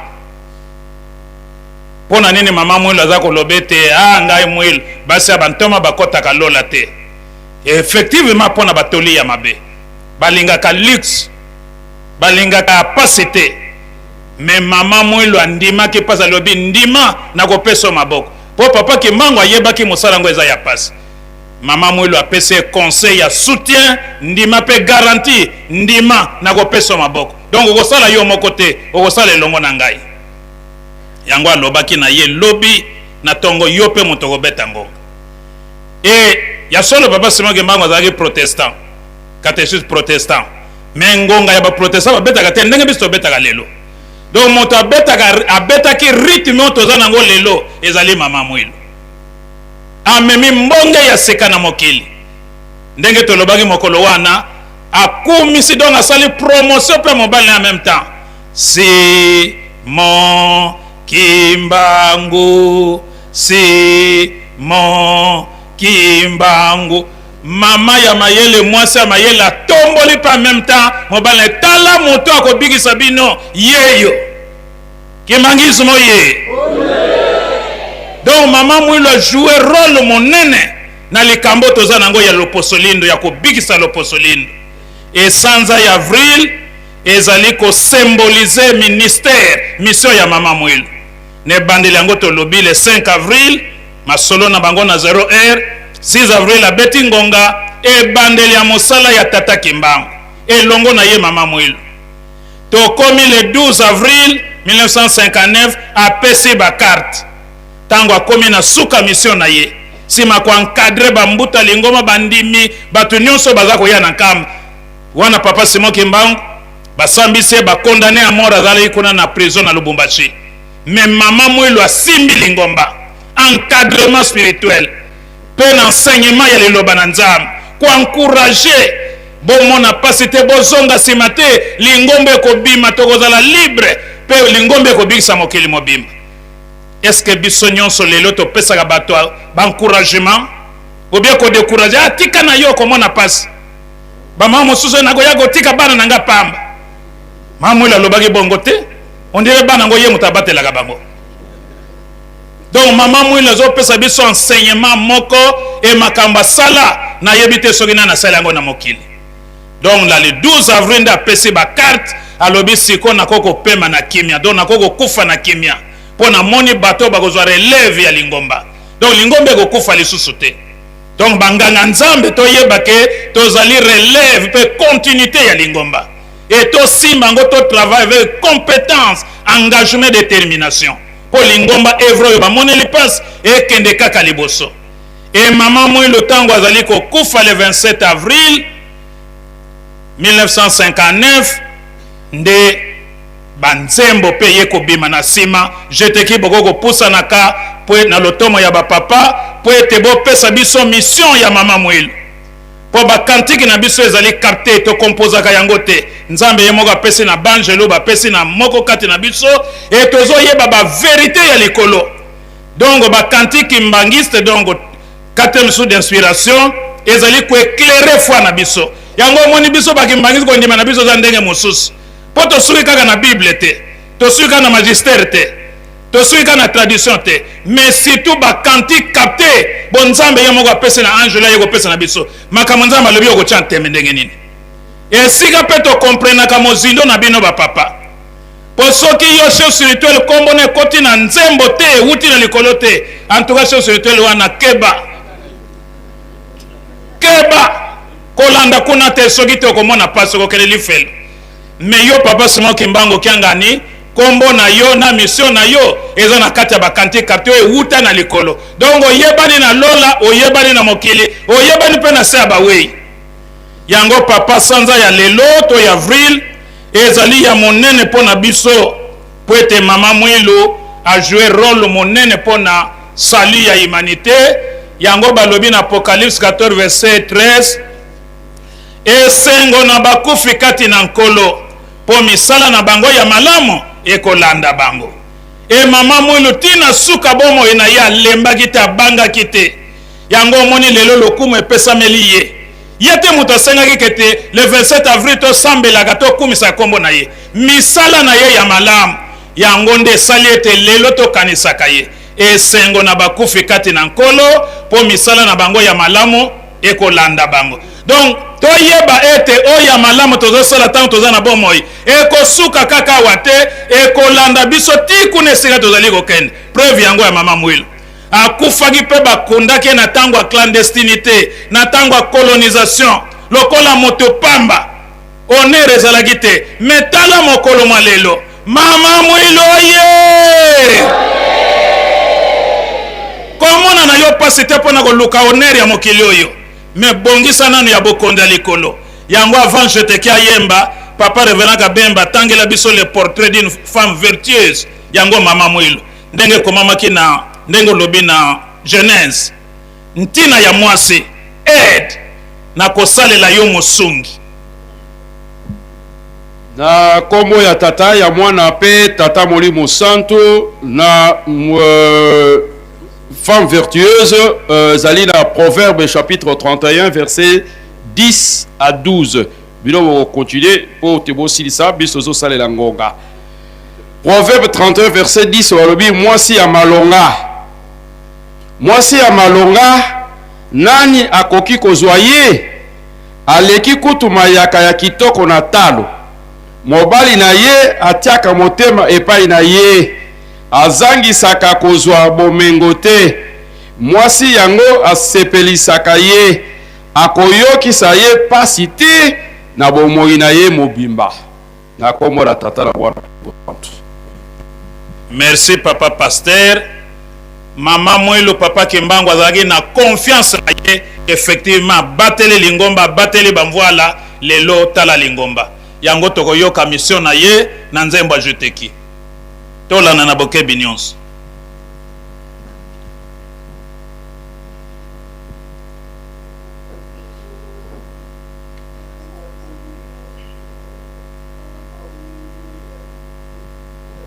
Mama Mwilu eloko nini tokoti kopesa na yo mama ye zwa lokumu na yo mosala monene tata Kimbangu apesaka na yo ya kobatela batata mpona mpe lingomba oyo ete biso bayindo tobika na kanda ya Nzambe. Mama ye zwa lokumu na yo mosala monene tata Kimbangu apesaka na yo ya kobatela batata mpona mpe lingomba oyo ete biso bayindo tobika na kanda ya Nzambe. Mama ye zwa lokumu na yo Mama Mwilu eloko nini tokoti kopesa na yo mama ye zwa lokumu na yo mosala monene tata Kimbangu apesaka na yo ya kobatela batata mpona mpe lingomba oyo ete biso bayindo tobika na kanda ya Nzambe. Mama ye zwa lokumu na yo mosala monene tata Kimbangu apesaka na yo ya kobatela batata mpona mpe lingomba oyo ete biso bayindo tobika na kanda ya Nzambe. Mama ye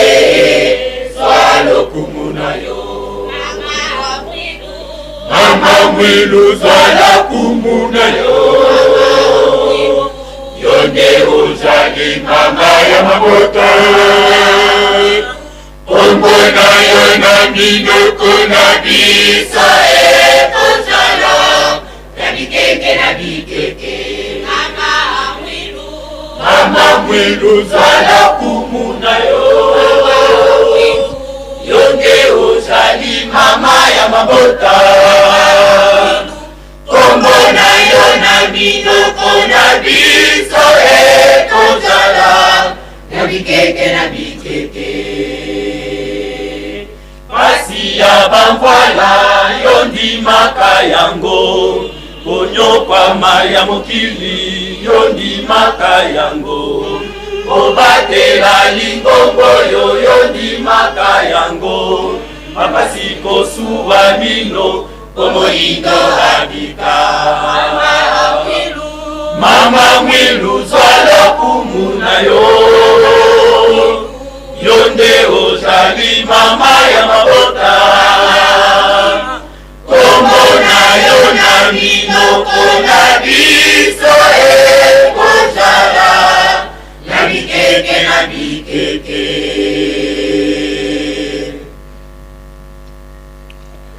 Merci Jeteki pour ikozonga na bino. Tango toyoki message ya papa Mfumu Ndongo. Papa diangenda kuntima. Na suka batuna kiye mutuna na bamindele wana. Bazalaki ba officier, bazalaki ba colonel, bazalaki pe ba français. Mutuna o batuna ka eske pape ayaka na mboka oyo tina nini batuna ki papa Mfumu Ndongo mutuna na komona tata mwana tata molio mon centre. Merci papa kolo na mutuna wana o rappele biso yango. Ceci est vrai. En 1980, tango pape alekaki awa, tango ya alekaki awa, ba kotanaki na papa diangenda. Ba sololaki audience wana ezwaki plus ou moins 15 minutes, c'est l'audience la plus longue. Mais bato bazali koyeba te tango ya longwe awa akomi na Kenya. C'était au mois de mai 1980, ndenge baza koloba biso bakamo ya déclaration naïe. Alobi Dieu noir, le Christ est africain. Il est au nord de l'Angola, c'est vrai. Parce que l'année qui suivait, Jean-Paul II était assassiné. Beta qui est massassi.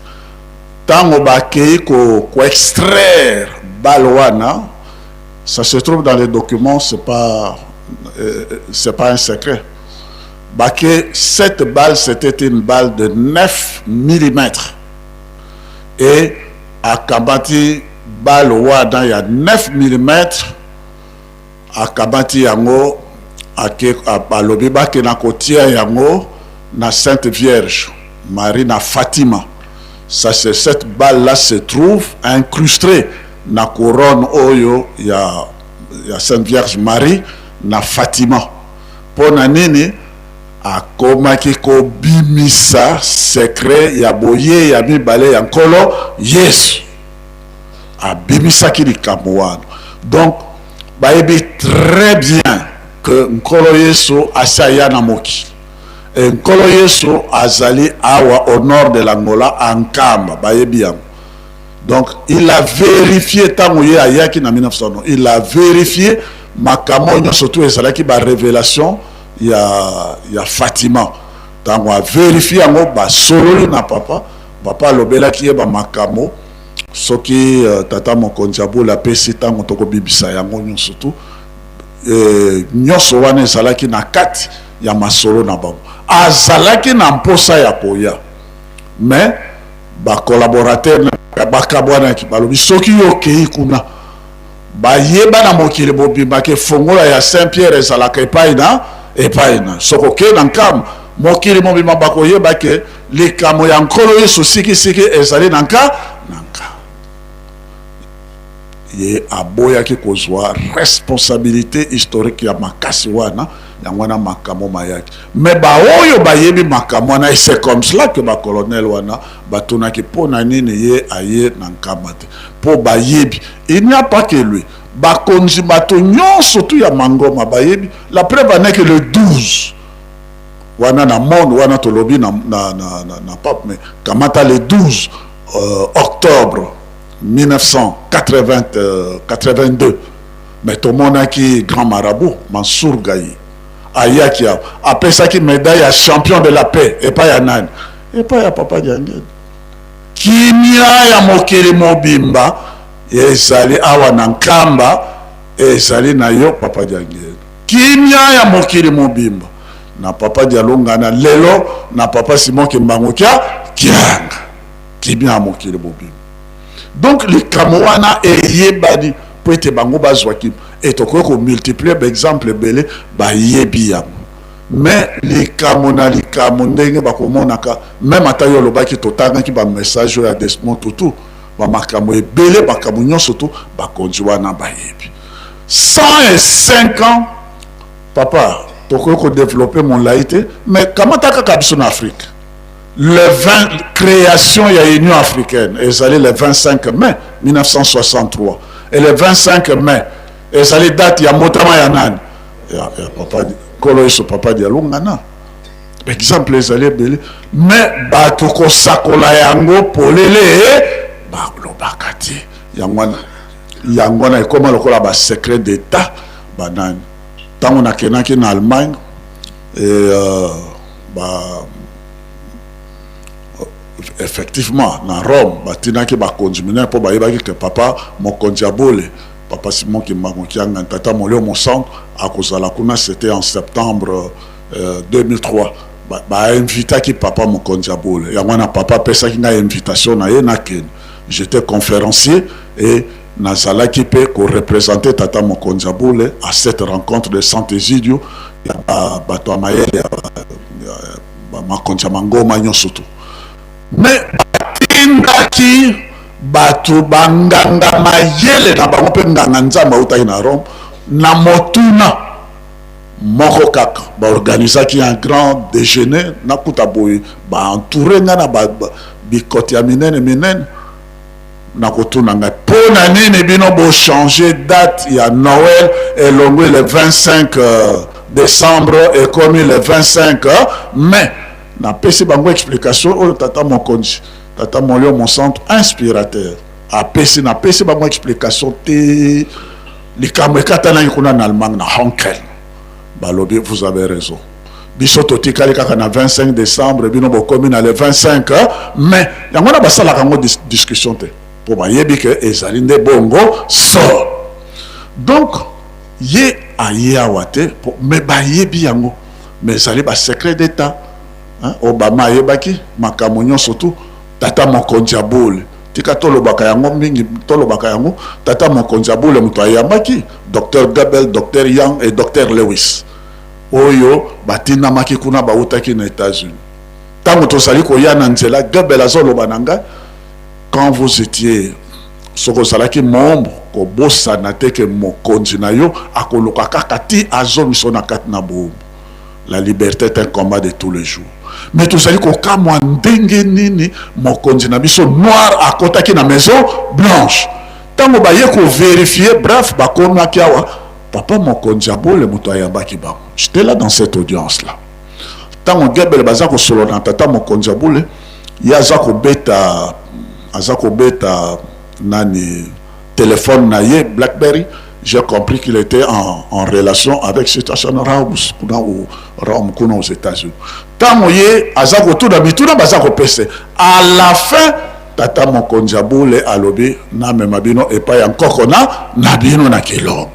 Tant que à côté parce que docteur Gabel Bangonyo surtout Bazaba Nganga Mayele peut bafonga miso batwaminen. Lokola ba 3 matchs pour qu'il n'a qu'à vérifier les camonines zanankam. Tant que à côté na kata kilongo, tant que a bimi. Gabel abanaki ko trembler ba pese ki tavandi Tango ya avali yang aye lewisa ye abani koloba na bango na anglais. This is the house of the Holy Spirit. Oyo ezali ndako pe evandelo ya tata molimo mon sang. Nkamba oyo kilongo oyo. Vérifier batu nyonso tu tango ya azoni kuna ake koyebisa bango makambo ndenge balobi. Donc les kamo tozalaki koluka nde yango ezali awa na nkamba kilongo. Donc nkamba ezali papa tozongeli kaka na esika wana eza esika kosakana na yango te banganga mayele wana nyonso tu bayebi. En Allemagne balobaki na ngai boye na ngo bosa na phrase wana balobi na nga vous parlez trop de Tata Kimbangu. To yebi Tata Kimbangu koleka bino mindele to yebi ye koleka bino yango na obi mais pona ne bino bolobaka makama Tata Kimbangu te baseki babi. Est-ce que yo si o mona motu ya mayele avandi likolo na etape ya nzete abani kukata nzete ye moko suka neni akokweya biso soko to bani kuloba makambo biso to yebi effort makambo Tata Kimbangu tozali komikweisa biso moko bino boloba kaka ndenge bino oza koloba yango wana biso toza koloba bango bayebi kasi moyeba ya secret moyeba ya ezali te bayebi yango emundele wana mais tango ekoki papa tango ekoki ntango ekoki moya kosala autrement papa Diangenda lobi yango ki tango ekoki papa ndako ya mais yango ite tuzotonga nzanza longa mpona nini bisa nani papa libre soki alinga lobani nyonso tu baza koya nzanza longa nyonso ka mpona bango. Merci papa. Lelo eza mokolo moko ya munene et mardi ya lelo yo ezali différent ndenge na lobaki mikando ezali tatango yeyo oya yaki Jean Paul II yeyo oya yaki na Kinshasa ti ndenge papa lobi ti aza kolobaki nkolo Yesu aza mwini Dieu est noir, c'est bien écrit ici papa. Papa ngai tangu na longwaka na musala na la SKN papa Diangenda abongisaka ngai nazalaki ko avancer tous les mois na komaka mokonzi munene ale na yako kwesa tangu balobaka ke batu oyo babebisaka na batu ngapi naza parmi batu wana donc na bebisaka na yako chômer pendant 4 ans. Papa Diangenda bengisinga na Kinshasa na senge bolimbisi asali singabi sikoyo kozongela sute tangu na zongi na Braza nikuna na bandaki kosala na bato minene wana na zara na protocole d'état, protocole du parti na protocole ya la CAP grand marabout oyo balobi oyo ngamto na zako yambe na Braza alobi nanga mon fils. Moi, il y en a partir à Kinshasa. Moi, il y en a 99 magie. Moi, il y en a cherché l'homme qui a 100% magie. Toi, il n'y en a pas vu dans les livres les mains comme ça données. Prends. Les livres. Oui, dans mon livre, oui, c'est moi. J'ai 99 magie. Tango yemba la liboso, a monaki papate. Azongi. Azongi mbalami bale bakutani na papa Diangenda nikona batindaki papa Sumbe lobana batu basala attention ngamto nazaki chauffeur na ina protocole na ye abinanga mon fils toi on a prié dans quelle église ngabine moi je suis Kimbangis. Oh l'homme là c'est un Dieu, l'homme là c'est un Dieu ngabi quel homme, l'homme là que j'ai vu à Kinshasa nani papa Diangenda.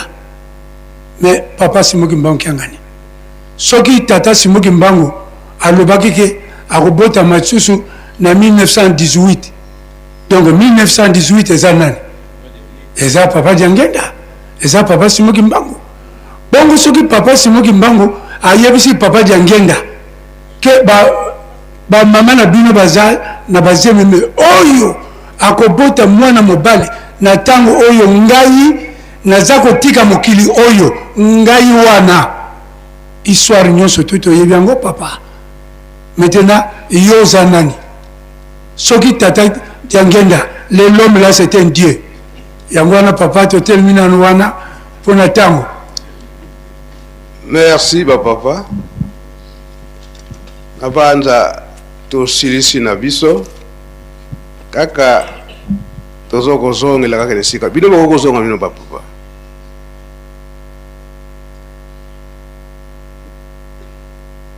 Donc elingi koloba ete photo yeba ndenge nkamba l'État à reconnaître en que ville sainte.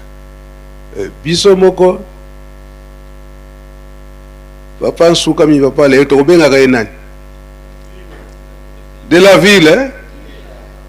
Donc nkamba na biso moko bakimba stibije ke eza ville sainte eza boyete l'État ye aye ko confirmer yango. Donc koloba ete soki to bandaki kotia bunzoto mingi na nkamba biso nyonso toza kotosa na biso mibeko ya nkamba te, kasi sikoyo mibeko ya nkamba ekokoma makasi ndenge wana te. Yango papa ye azalaka ne prévoyant mikolelo eleki papa simoki mangangani alobi ete soki okokoka te na mibeko ya nkamba asala nini bima na yo. Parce que biso sikoyo babana kozwa biso ba exemple makasi boye te ezalaki bamonaka yo na nkamba obimi na gome matadi awa o changer comportement bakomona yo te bakoyeba ke oyo mpenza fan bakosala mpe ndenge wana bazwi yo na bililingi batindi na SPC atala mutu moita afandaka na nkamba ta ntango kozonga bo SPC abwili yo wana foti ya nani ya yo moko parce que soki totali na 6 juin mbwanga na mbanza bato nyonso bazalaka na nkamba babimi mundele aye kofanda awa wana leta te esikoyo ekomi ville sainte leta esi ayebi yango ntango aya kofanda awa elakisi ete fo totambola na bizaleli mpenza ya tata Simon Kimbangu. Avertissement papa Simon Kimbangu yanganisi apesaki mikolo nyonso azoloba ete tolanda bizaleli ya tata Simon Kimbangu. Ça signifie ete mibeko papa nga yango kana tie commentaire na sukisi nanga wana nkombo tata mpe tata Molimo Sandu.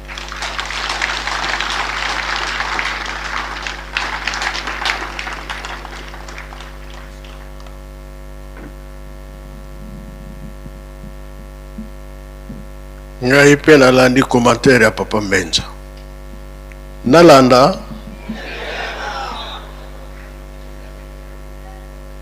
na 71 par hasard tomonaki avion ezotambola na likolo 3 tours na likolo awa na nkamba asilisi akei na ye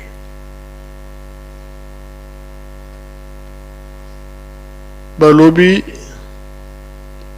ye aye kosala plan ya nkamba allemand. Alors soki totali le 31 ti lelo likambo ye kosalama esengo te biso moko tokamati yango président na biso asali yango elakisi ke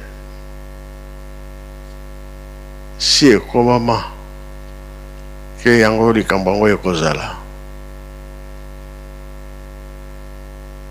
bandako ezali soki position nini soki balobi longwa okolongwa mpe okolongwa te babongisa mboka eza boye te hein?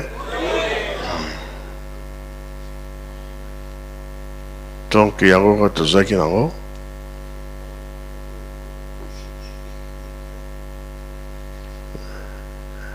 ndako wana ni yeye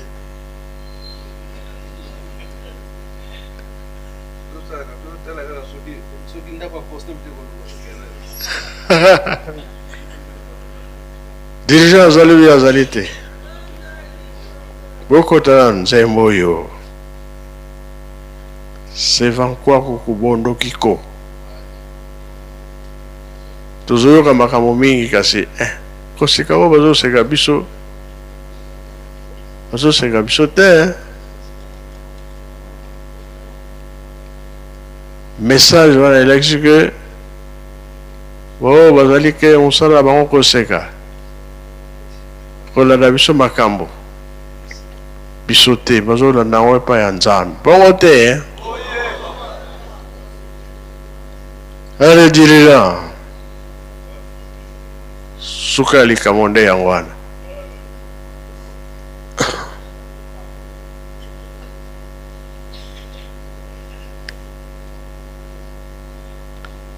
malgré eza na kikongo bakotraduire yango na lingala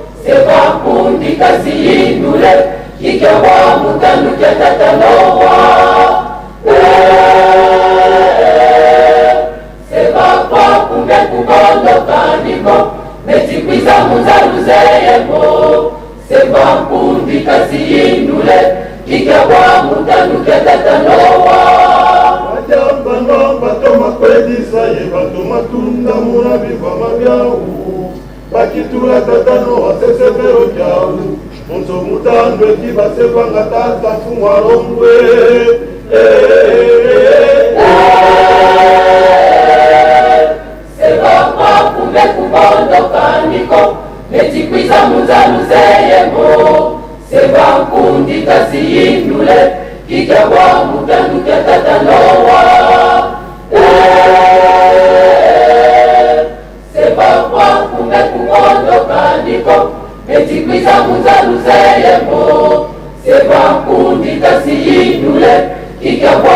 mutanduke tata Noa. Yapebuka funga makasi munza wabaoso mona mvula ya banyengisa mufesi ya mitaki pemya kumbula nitu ya mela miau miabungana Seba kwa kunde kukondoka niko Metikwiza muzaluzeyemo Seba kundi kasi indule Ike kwa mutanduke tata Noa. Seba kwa kunde kukondoka niko Metikwiza muzaluzeyemo Seba kundi kasi indule Ike kwa mutanduke tata Noa. Babaika munipiti bubalwaka musina ibabunguta kabazola wila jaka ndongiza moseko babambula dibundu totopewa banyafune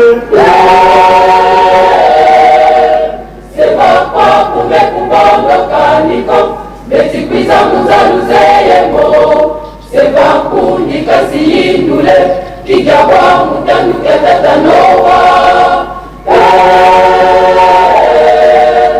Seba kwa kumbe kukondoka niko Metikwiza muzaluzeyemo Seba kundi kasi indule Kija kwa mutanduke tata Noa. Oyokoyeko zambeluzeyeyo kuyalukula enseno ilukwamini kumbakile kukungono yaliesekila wetikutsepa yebana bami batatu balongwe ngalani wamukulile Seba kwa kumbe kukondoka niko Metikwiza muzaluzeyemo Seba kundi kasi indule Kija kwa mutanduke tata Noa. Seba kwa kumbe kukondoka niko Metikwiza muzaluzeyemo Seba kundi kasi indule Kija kwa mutanduke tata Noa. Seba kwa kunge kubondoka niko tata kimangu wapeweza sikani kunayo ngeyembenya simo kimangu kweutini Seba kwa kumbe kukondoka niko Metikwiza muzaluzeyemo Seba kundi kasi indule Kija kwa mutanduke tata Noa. Seba kwa kumbe kukondoka niko Metikwiza muzaluzeyemo Seba kundi kasi indule Kija kwa mutanduke tata Noa. Seba kwa kunge kubondoka niko tata kimangu wapeweza sikani kunayo ngeyembenya simo kimangu kweutini Seba kwa kumbe kukondoka niko Metikwiza muzaluzeyemo Seba kundi kasi indule Kija kwa mutanduke tata Noa. Seba kwa kumbe kukondoka niko Metikwiza muzaluzeyemo Seba kundi kasi indule Kija kwa mutanduke tata Noa. Merci eza matin na biso mpe esili okende mabanda nzembo wana elakisi mpe 4e génération yango epai touti toyebi mepa tozokende toyebi yango tosisi na kombo ya tata mwana mpe tata mwana amen.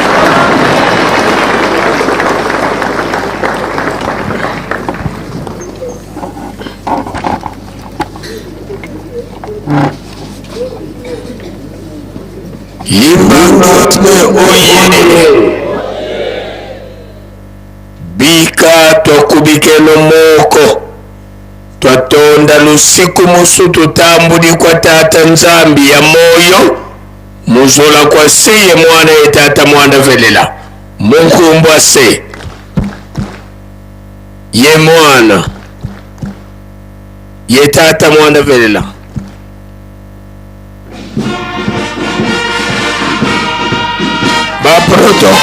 protocole botia basani présence protocole pona présence sani ya batata sani ya bamama bongo toleka rapidement chef de camp président ya bakamp tobongama pendant tozokopesa présence président ya bakamp tobima libela présence président ya bakamp tobima mbala moko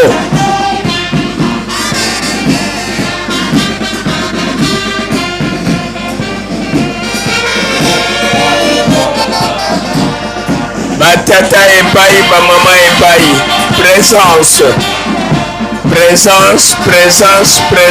présence batata epai bamama epai totelema bajeune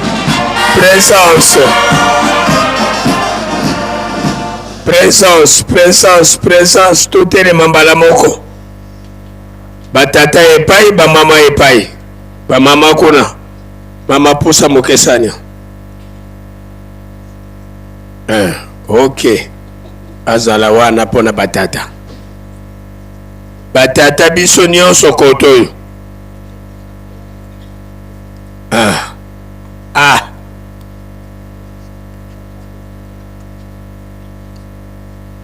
ana regrete kaka noko ayete yo nzoka nde nzembo yango oyo pe bapeselaka ye devoir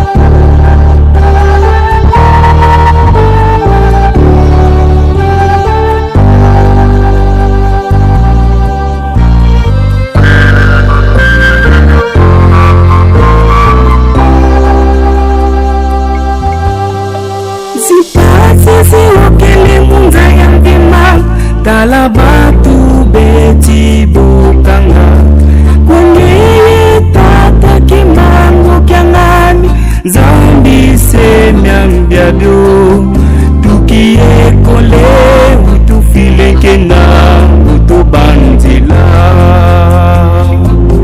tukiye kole utufilekena utubanzila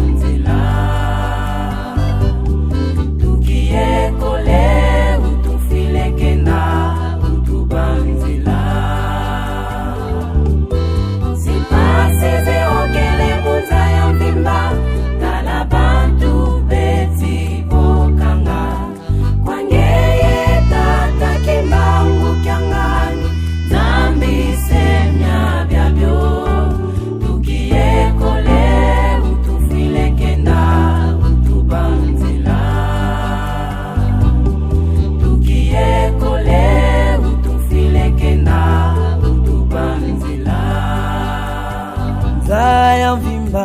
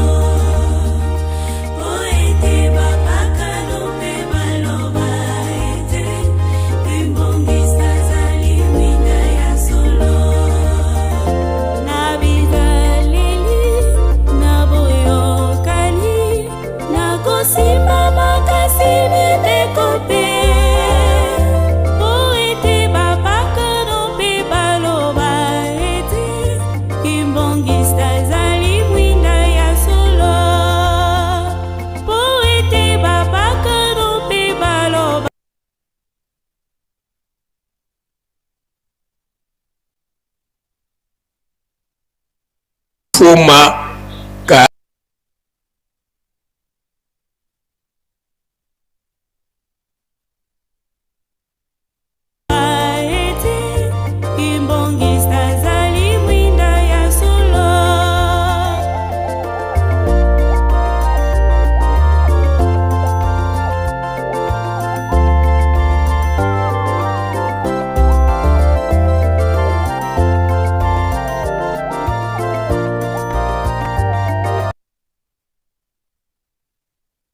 donc papa li pate oyo etikalaka na bango banda vendredi samedi na lobi lundi ezozungana nano na bango diansuka makani nkokila tusamba tukutondele tata sedia mvangi mfumo to Yesu Kristo tata Simoni Kimbangu Kiangani Mpevya Longo Nsadisi mumama nene matutambudi mulumbu kya uno siamisalu kuyikululu eto simabivuku yebitembo tusalili mpesalu tangu ifwene situvambana betu yebetu tuvambananga nke kuvambananga yebetoko nata mwana kumosi mosi ovotu lweki muntu vana vinga kya njwandi muluvuvamu katuna kondo ko mukuvutulila funda lya matondo muzola kwa seye mwana itata mwanda velela entsambu zange mfumu wetu Yesu Kristo yozola kwa ngitata nzambi wase yontwadi ngitata mwanda wa velela bika kwa masikilanga mnaitutuka kwa yelemvu seye mwana itata mwanda wa velela amen. Twende nukiambote ingeta tino